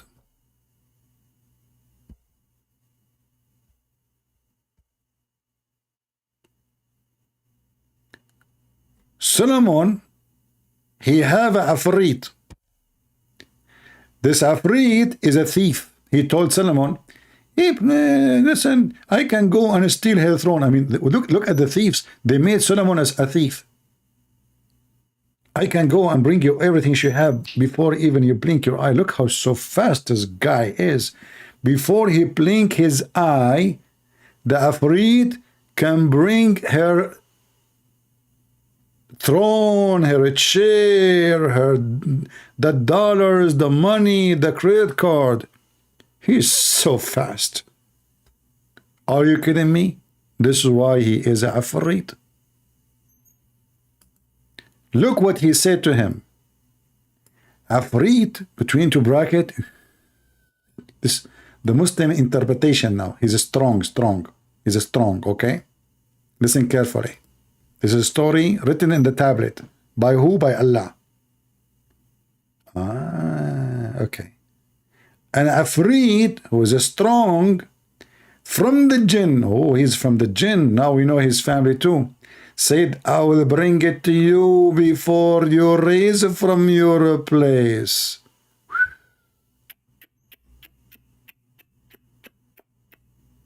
Man.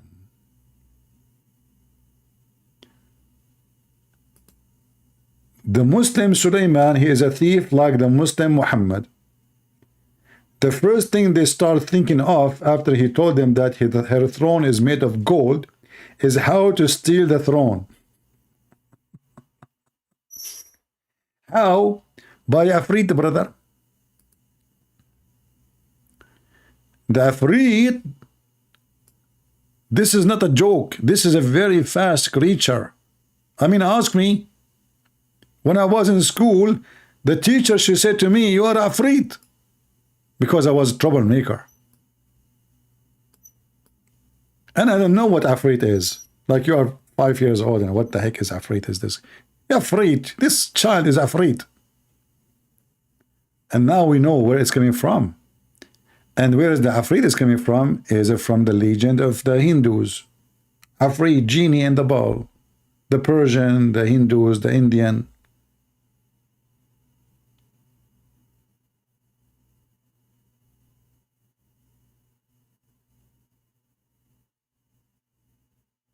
The neighbor, she come to my mom. She don't know my name. She said to her, well, your son, the Afrit, he throw the football at my window. She said, which one? She said, Afrit. My mom right now, she know which one. She said, okay, I will, sorry. Did he break the window? I will pay for it. So, brother and sisters, how Muhammad, he is not a true prophet, and how Allah is not a true God, and he have a Afrit, he can steal a chair of somebody else so fast before even you move your ass or blink your eyes. Read here carefully. One with whom was knowledge of scriptures. Ooh, this guy have a knowledge of scriptures. He said to him, I will bring it to you within the twinkling of an eye. Ooh, man, it take Allah 1,000 years to send his message down to Muhammad. That's what Allah said.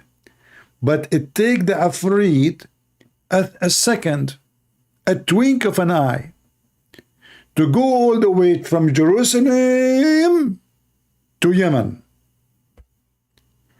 to go and come back. And not only that, he is carrying the throne, a bunch of thieves. And then Sulaiman, he said to them, So it placed before him, he said, this is by the grace of my Allah to test me, whether I am grateful or ungrateful. And whoever is grateful truly is a gratitude. For what they are talking about stealing the money of a woman, and now they are talking about grateful.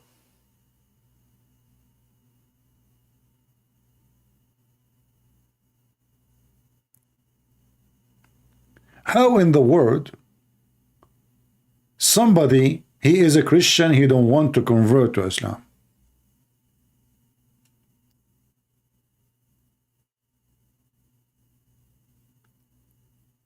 And the funny, Suleiman is the one who asked for her chair.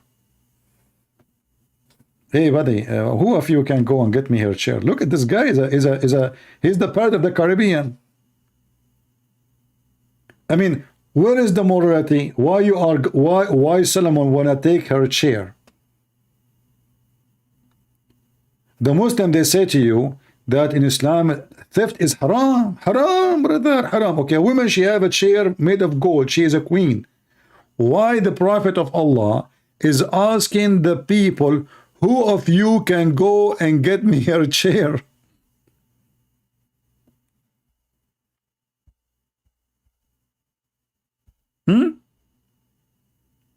Hey people, who of you can get me the microwave from the house of a flying fish?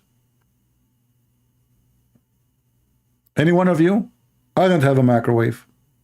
I don't use it, just joking. I mean, this is a prophet of God is asking his gang, who wanna go and steal a chair of a woman? Well, this is Islam.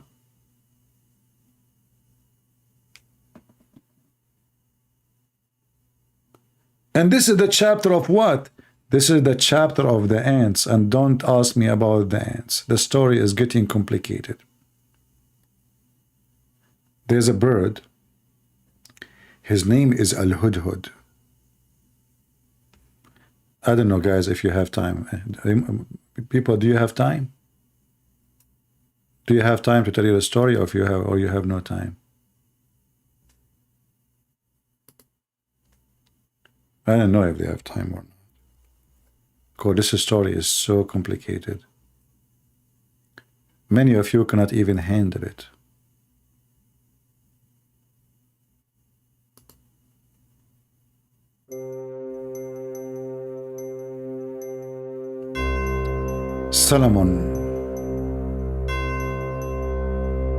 Solomon chicken the chicken.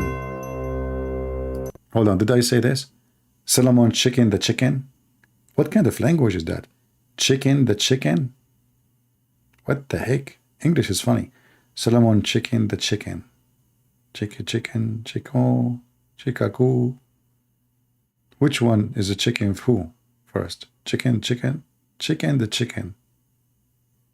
You go to the airplane, they say check in. And then they set us on the airplane like a chicken. And they say to us, put the mask, please. And then we are like a chicken, literally, next to each other. And then all the chicken, they take the mask from their mouth and they get sick. Oh, no, don't say that. It is, you cannot take the mask. You can take it only when you are eating. So 400 people taking the mask off, eating in the same time, and it's okay. But remember, you have to keep 6 foot distance between each other. Okay, anyway, stupidity is amazing. So, chicken the chicken, Solomon, he noticed that the hoopoe, the bird, is missing. You are a king of a great kingdom. Your army all the way from Jerusalem to Persia. Even in some Muslim book, they say to Khurasan. To all the way actually to Bukhara. To Afghanistan. And now there's one bird is missing. Guys, can you notice with me how strong the memory of Solomon? One bird is missing. He said to himself, what the heck? Where is this bird is gone? A bird is gone without permission? He inspected the birds. He have an army of birds. He noticed one is missing.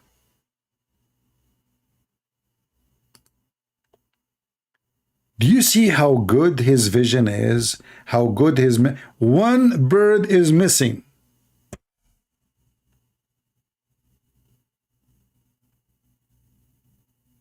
According to Muslims, the army of Sulaiman, according to the Quran, the army of Sulaiman contained quarter of a human, quarter of a genie, quarter of a birds, etc. and there's one bird is missing. And then Sulaiman, he said, I don't know if this is good to share with you, because many of you have a sensitive, you know, once I was buying something to kill, there's a mice enter my garage. So I wanted to buy something to kill mice. And there was a person writing a review says, oh, this is horrible. This is inhumane. I was tortured when I saw how this mice die. I was dying laughing. I mean, what kind of a person that is a man? You know, he have his picture there. He was tortured when he saw the mice, how he's dying. Man, the mice, he's like, well, this is not, I'm not going to buy it. This should not be in Amazon. Like long drama. I mean, the guy did not sleep for 10 days. He saw, but he ate a chicken. But he don't want to see how the mice die. This is inhumane. This is one of the funny things about humane and inhumane. But anyway, welcome to the stupidity. So he inspected the birds and he found one bird is missing. And you know what? When one bird is missing, that means not two birds. That means one bird. And Sulaiman, he decided to do the following.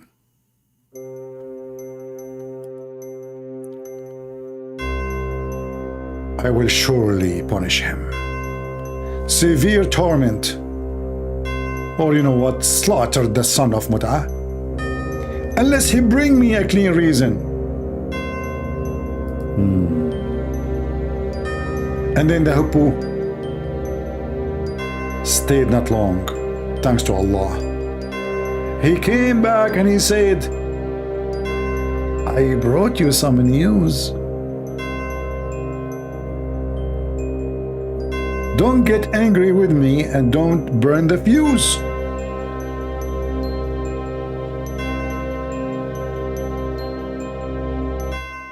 Commercial break.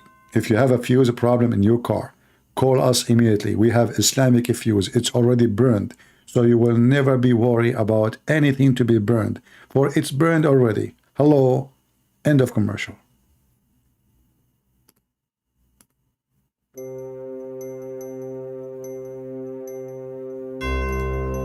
I found a woman. I found a woman ruling over them. She has given all things: iPad, notepad, iPhone 17, laptop, computer, and eyelashes. I found her and her people worshipping the sun instead of Allah. Stop. By the way, even this information is false, because now the scientists discover that this city, the temple of they used to worship, I'm going by the Quran now. They worship the moon god, which is Allah. Allah, they worship Allah. This is why the name of the temple there is Al-Makkah, which means Mecca. So Mecca is a counterfeit of the temple of Al-Makkah, which is Allah temple, the moon god. We continue. So the guy, he came and you know, thanks to Allah, he gave him a good reason. He found the women, she have no hair. If you read more, she have no hair in her legs, because as you know, Middle Eastern women, she have a lot of hair. Me myself, I was kicked from the swimming pool many times. Sir, you guys swim here, please, wearing your clothes. Take off your fur, you idiot. This is my hair. What's wrong with you? You know, they don't think that we are like Middle Eastern, like a human, like the rest, you know, because we have a lot of hair. Harry Potter, you know. Actually, the name of the movie Harry Potter is coming from us, you know. Anyway, so I found her and her people worshipping the sun. And then right away, they decide to steal the chair of the women. How in the world this is not made by God? It must be from God.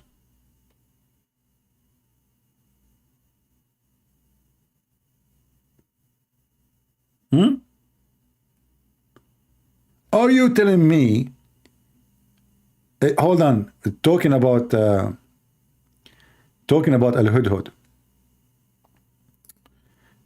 chapter 27:20, verse number 20, I want to show you something very funny. They asked Muhammad, what this bird he do? I mean, why this bird is going around?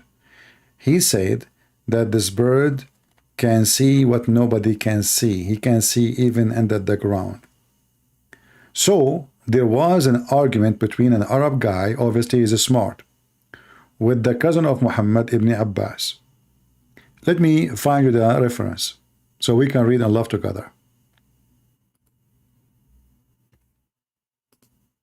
This is one of the earliest debates Muslims they face, and they got busted immediately.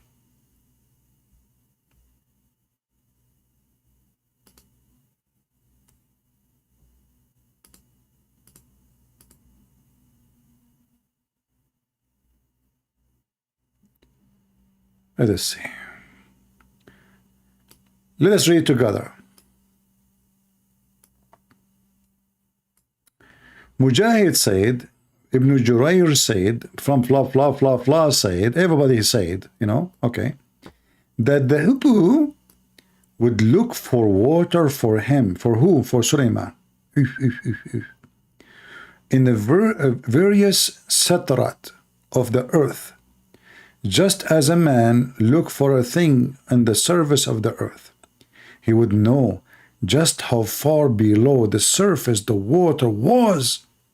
When the hippo showed him where the water was, Sulaiman would command the jinn to dig here. So the bird he showed him where?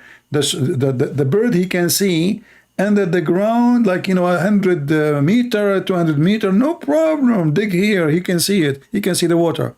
So he ordered the genie to dig in that place, and they would have brought water from the depth of the earth. One day, Sulaiman, he went to some open land and checked on the birds, and he could not find this bird. So we told you, he threatened him, he will kill him if he did not give him a good reason. But look what happened here.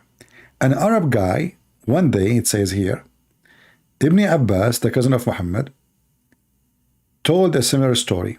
Among the people was a man, the Muslim, they call anyone he was getting Islam busted Khawarij, is outsider, you know, like he, obviously he don't believe. Who's a man was Nafi ibn al-Azraq. This man, his name is Nafi. So now his name is written in history. He got Muhammad busted in early age. When often used to raise objection to Ibn Abbas, he said to him, stop Ibn Abbas. I don't know if I need a music for this one. We should have a music for this one.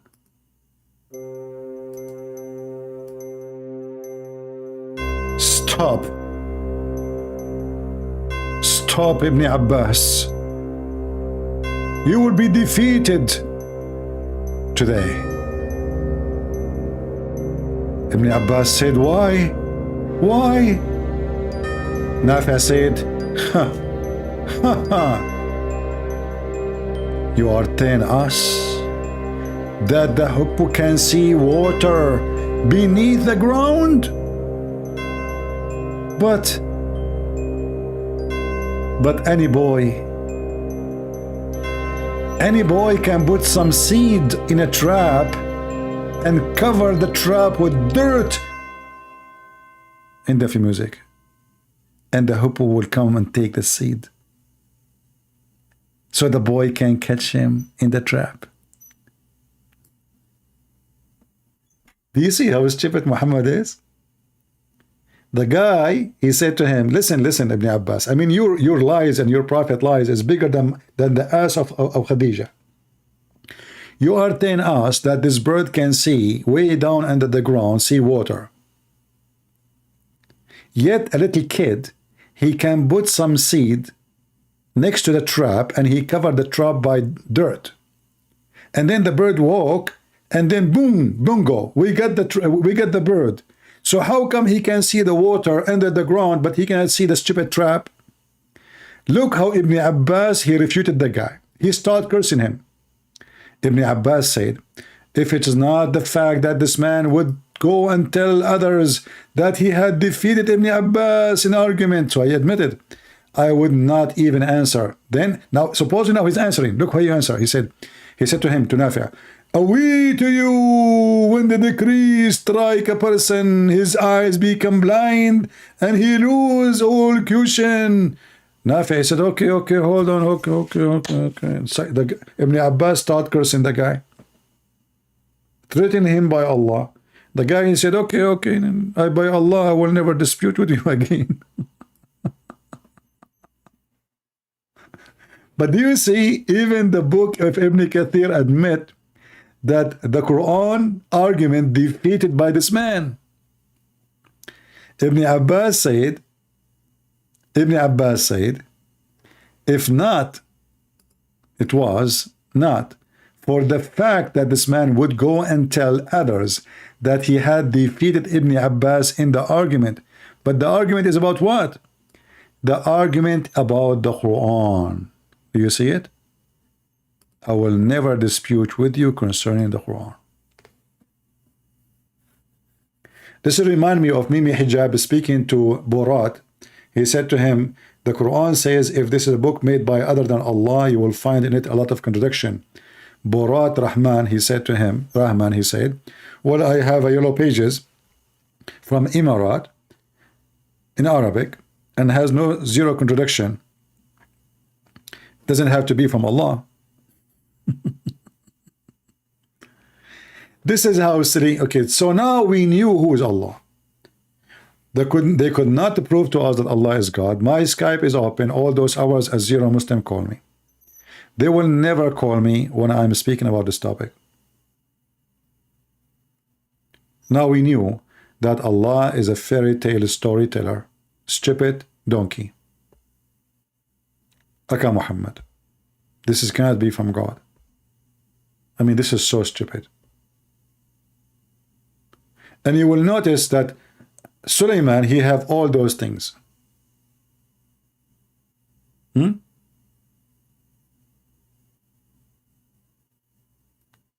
Muhammad, he have none of them. Why Allah don't give Muhammad the bird? Give him the flying horse. Give him like a part of the flying carpet. Sulaiman have the genies, they dig for him, divers who they are genie, shaitan. And then the end of the story, actually, it's very funny. I don't know if you know the story. When shaitan, he came and he took the look of Sulaiman and he started doing boom boom to the wives of Sulaiman.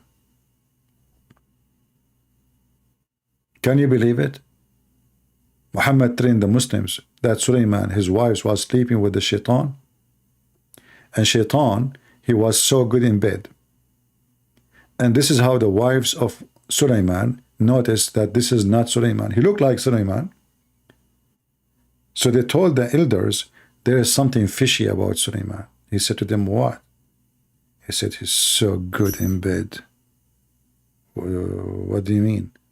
He never take a break. What do you mean? Daragan.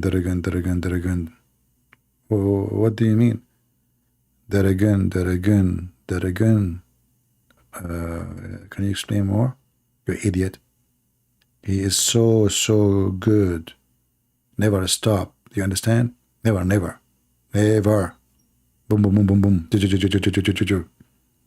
The elder then, they made a meeting and they said to themselves, how come Sulaiman, he have a penis like this? That's impossible. Never stop. And then the shaitan, he knew now that they are suspecting him. So he took the ring of Sulaiman and he flee. And then he went to a faraway island. And he threw the ring on the ocean.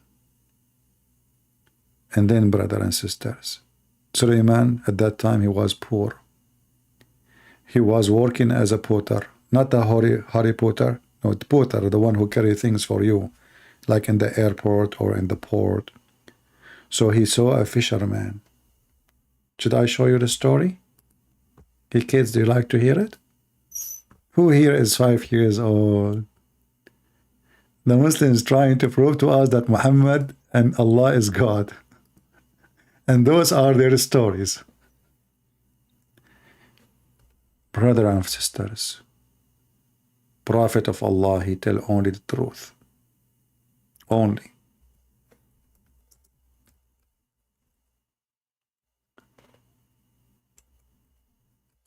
So Sulaiman, may Allah bless him, he start working as a potter. And he's poor, homeless. He found a woman, she is poor too. He married her. Beautiful life, simple life. High five. And then, brother, one day he saw a fisherman or somebody, he bought fish. So Sulaiman, he said to the man, okay, sorry, can I help you? In return, you give me 2 fish. Look how Sulaiman becomes so humble. From a king to a person hoping to get 2 fish. Me, myself, I don't mind 2 sardines. So, can I help you to reach the bank, the river of the bank? He reached the bank of the river and he saw a person fishing. He said to him, shall I help you in return of 2 fishes? The man said, agreed. That was the lucky day of Sulaiman. You never know how your lucky day can come. So Sulaiman helped him in catching the fish. How you can help him cutting the fish? No question. The fisherman gave him 2 fishes as his wages. Sulaiman thanks Allah. When he cut open the fish, he found the ring in the fish's stomach.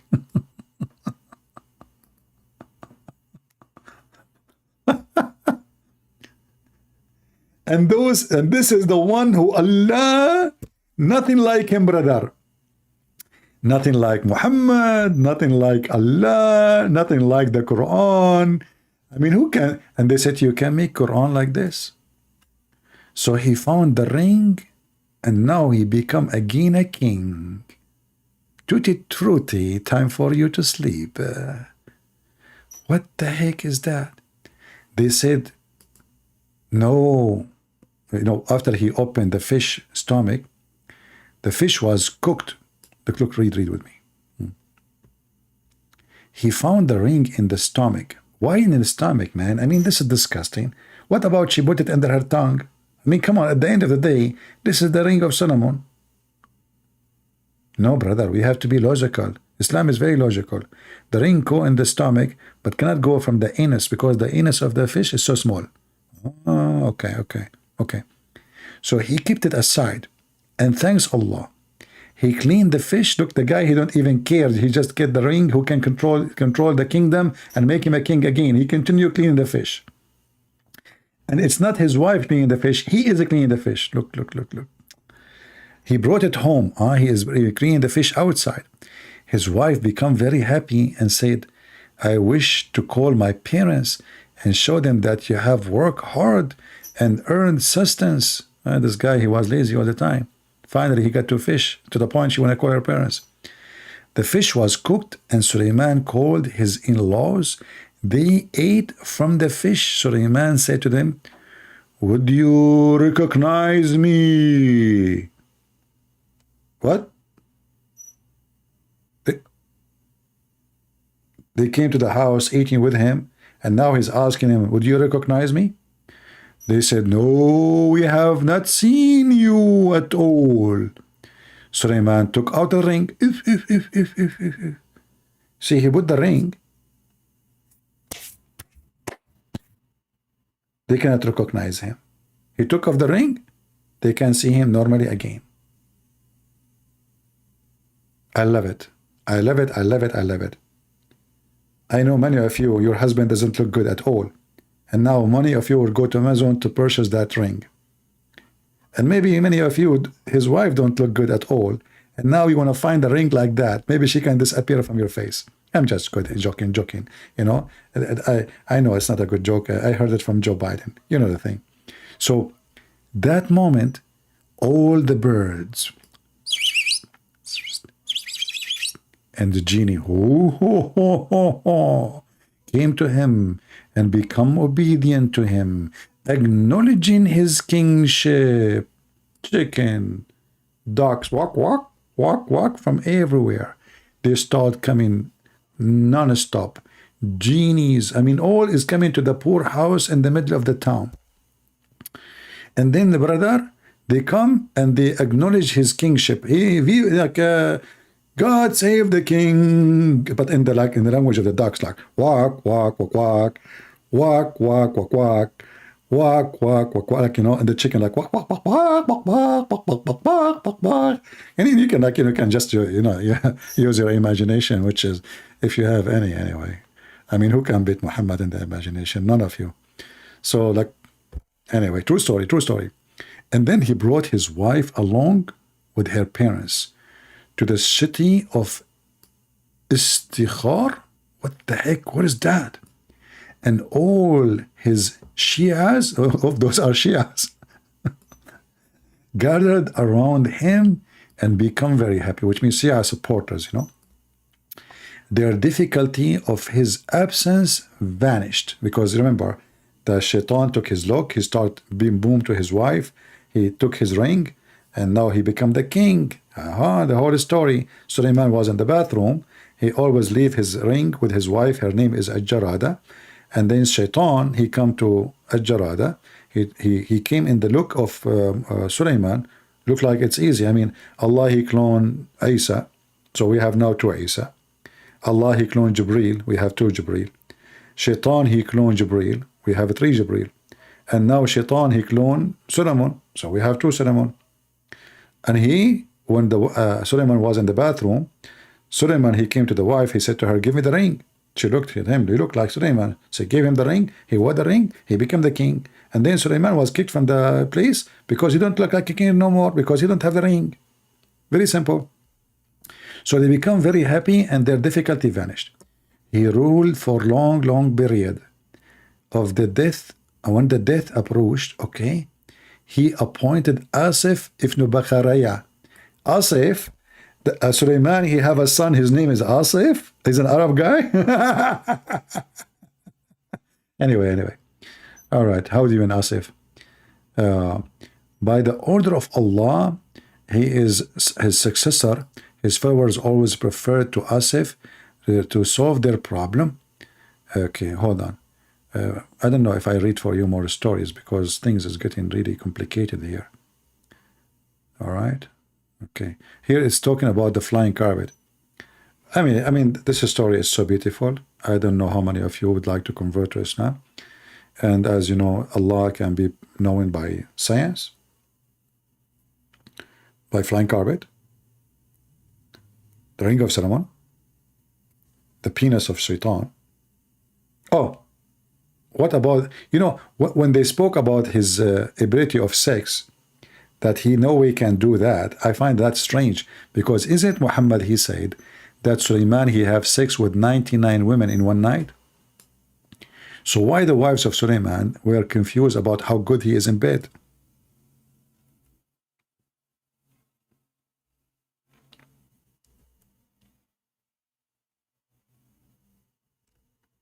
Let us see.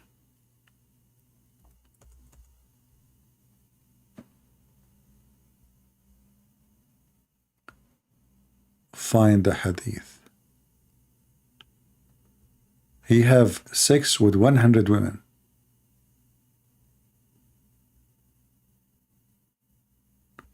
Where is the 100 women?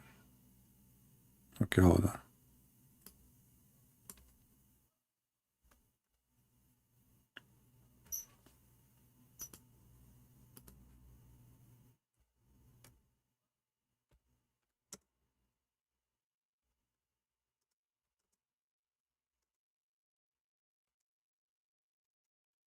This is a very beautiful story, by the way.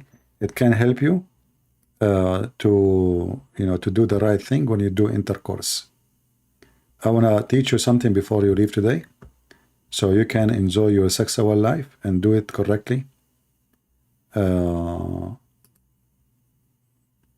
I mean, my stories are really priceless. If you think about it, I mean, you go to the shrink, they can charge you a lot of money. I'm giving you all those things for free.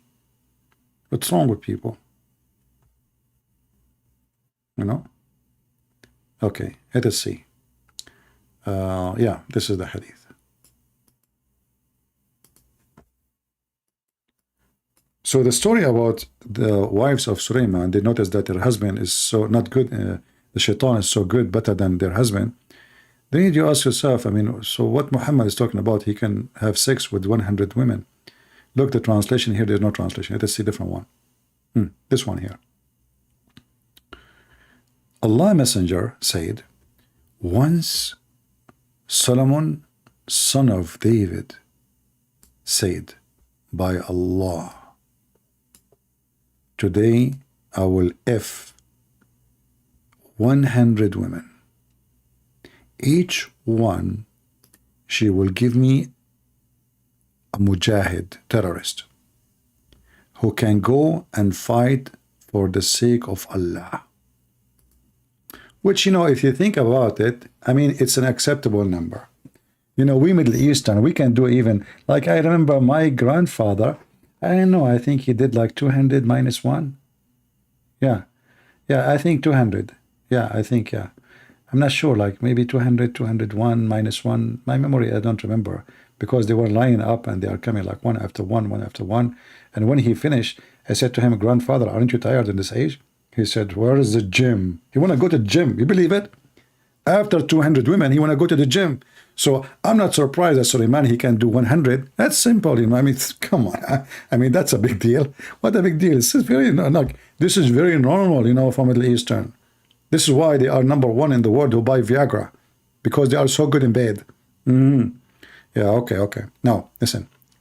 Allah Messenger said, when Suleiman, son of David, he said, tonight I will have sexual intercourse with 100 or 99. You know, Muhammad is not sure, you know.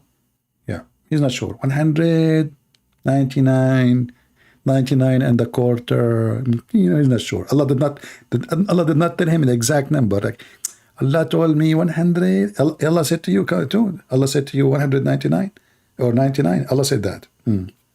Okay. Women, each who will give birth to a night. This guy, it's a boy. That's it. There's no question. Boom, boom, it's a boy. You know, in one night, bingo, you know, like chick. And the kids are coming like it's unbelievable. True story. Who will fight in Allah's cause.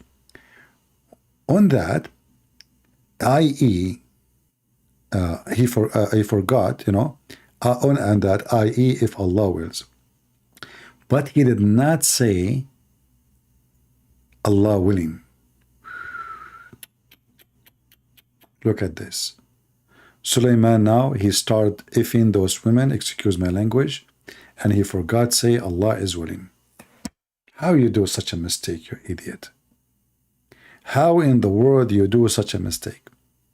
Therefore, only one of those women conceived and gave birth to a half man. That is Lili Dawah. Now we know who is his father.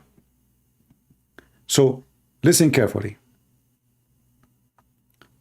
Never start having sex with 100 women and you don't say Inshallah.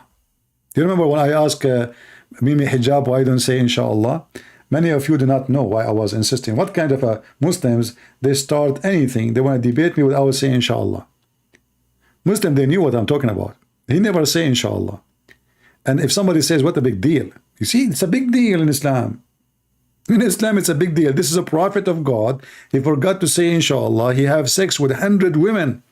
The guy was busy non-stop, women after women after women. And then after all those women he have sex with, Allah punished him and he gave him Mimi Hijab, half man.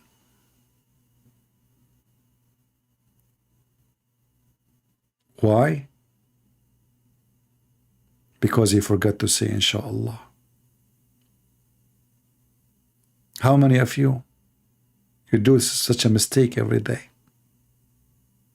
How many of you You do such a horrible mistake. Do you want to have a half man child? You want that to happen to you. From now on, your wife, she take off her clothes. You are ready to go and to play bing bong. What do you say? Inshallah. You say inshallah, your boom boom will boom. You don't say inshallah, your boom boom will not bloom. Do you see how powerful the knowledge of a Prophet Muhammad? He knew, and look, this guy, to this night, okay, what about the night before it? This night you decide to F all those women. What happened the night? I mean, you have all the lifetime, you know, to do sex.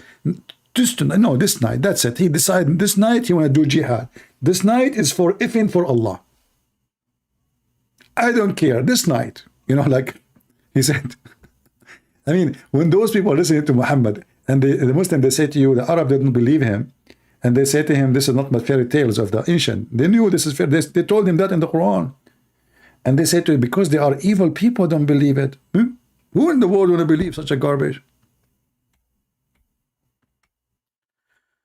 Oh boy.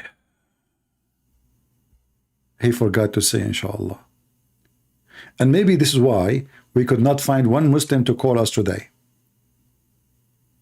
And there's no Muslim can answer us because they don't want to say inshallah, I can answer you. If they say inshallah, I can answer you, they can refute me, they can debate me, they can. But always Muslim, they forgot to say inshallah. Until we see you again with more comedy with the stupid Muhammad and his stupid stories.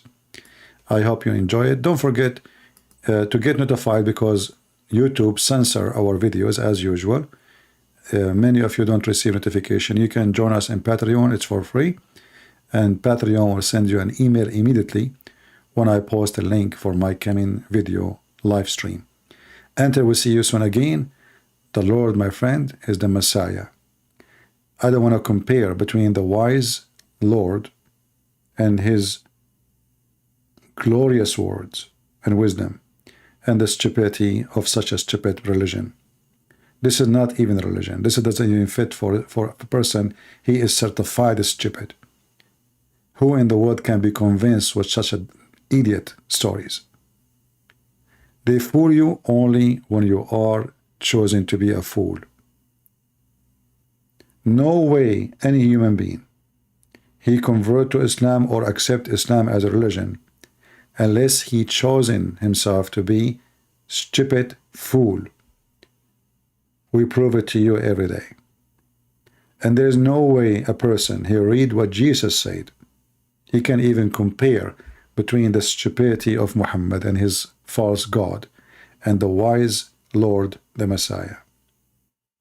I am the way. I am the truth. I am the Alpha, I am the Omega. I am He. I am God's Son. Before Abraham I am. The Lord, the Messiah, He is not a person speaking wisdom only. He is a person who say, go and your sin is forgiven. But talk is cheap. Talk is cheap. Not only He forgives sin, He make the one who cannot walk, walk. He make the one who is dead come from the grave. He made the one who have no eyes have eyes. That is the Messiah. He is the one who no grave can hold him, and no death can take him, and no Satan can control him. He is holy. His name is holy. His word is holy. His life is holy. And he is right now in the holy heaven with the Holy Father. That is my Messiah. And that is your stupid Muhammad. How dare you even to follow dead man and to leave the living Lord, the Messiah. He is the living Lord. And let the dead one follow the dead man, Muhammad. And let the one who is living and who want to live forever follow the living Messiah. Dead, follow dead. Fleas, go to the garbage. Bees, go to the flower. and you know where you belong. Thank you. God bless you, and see you soon again.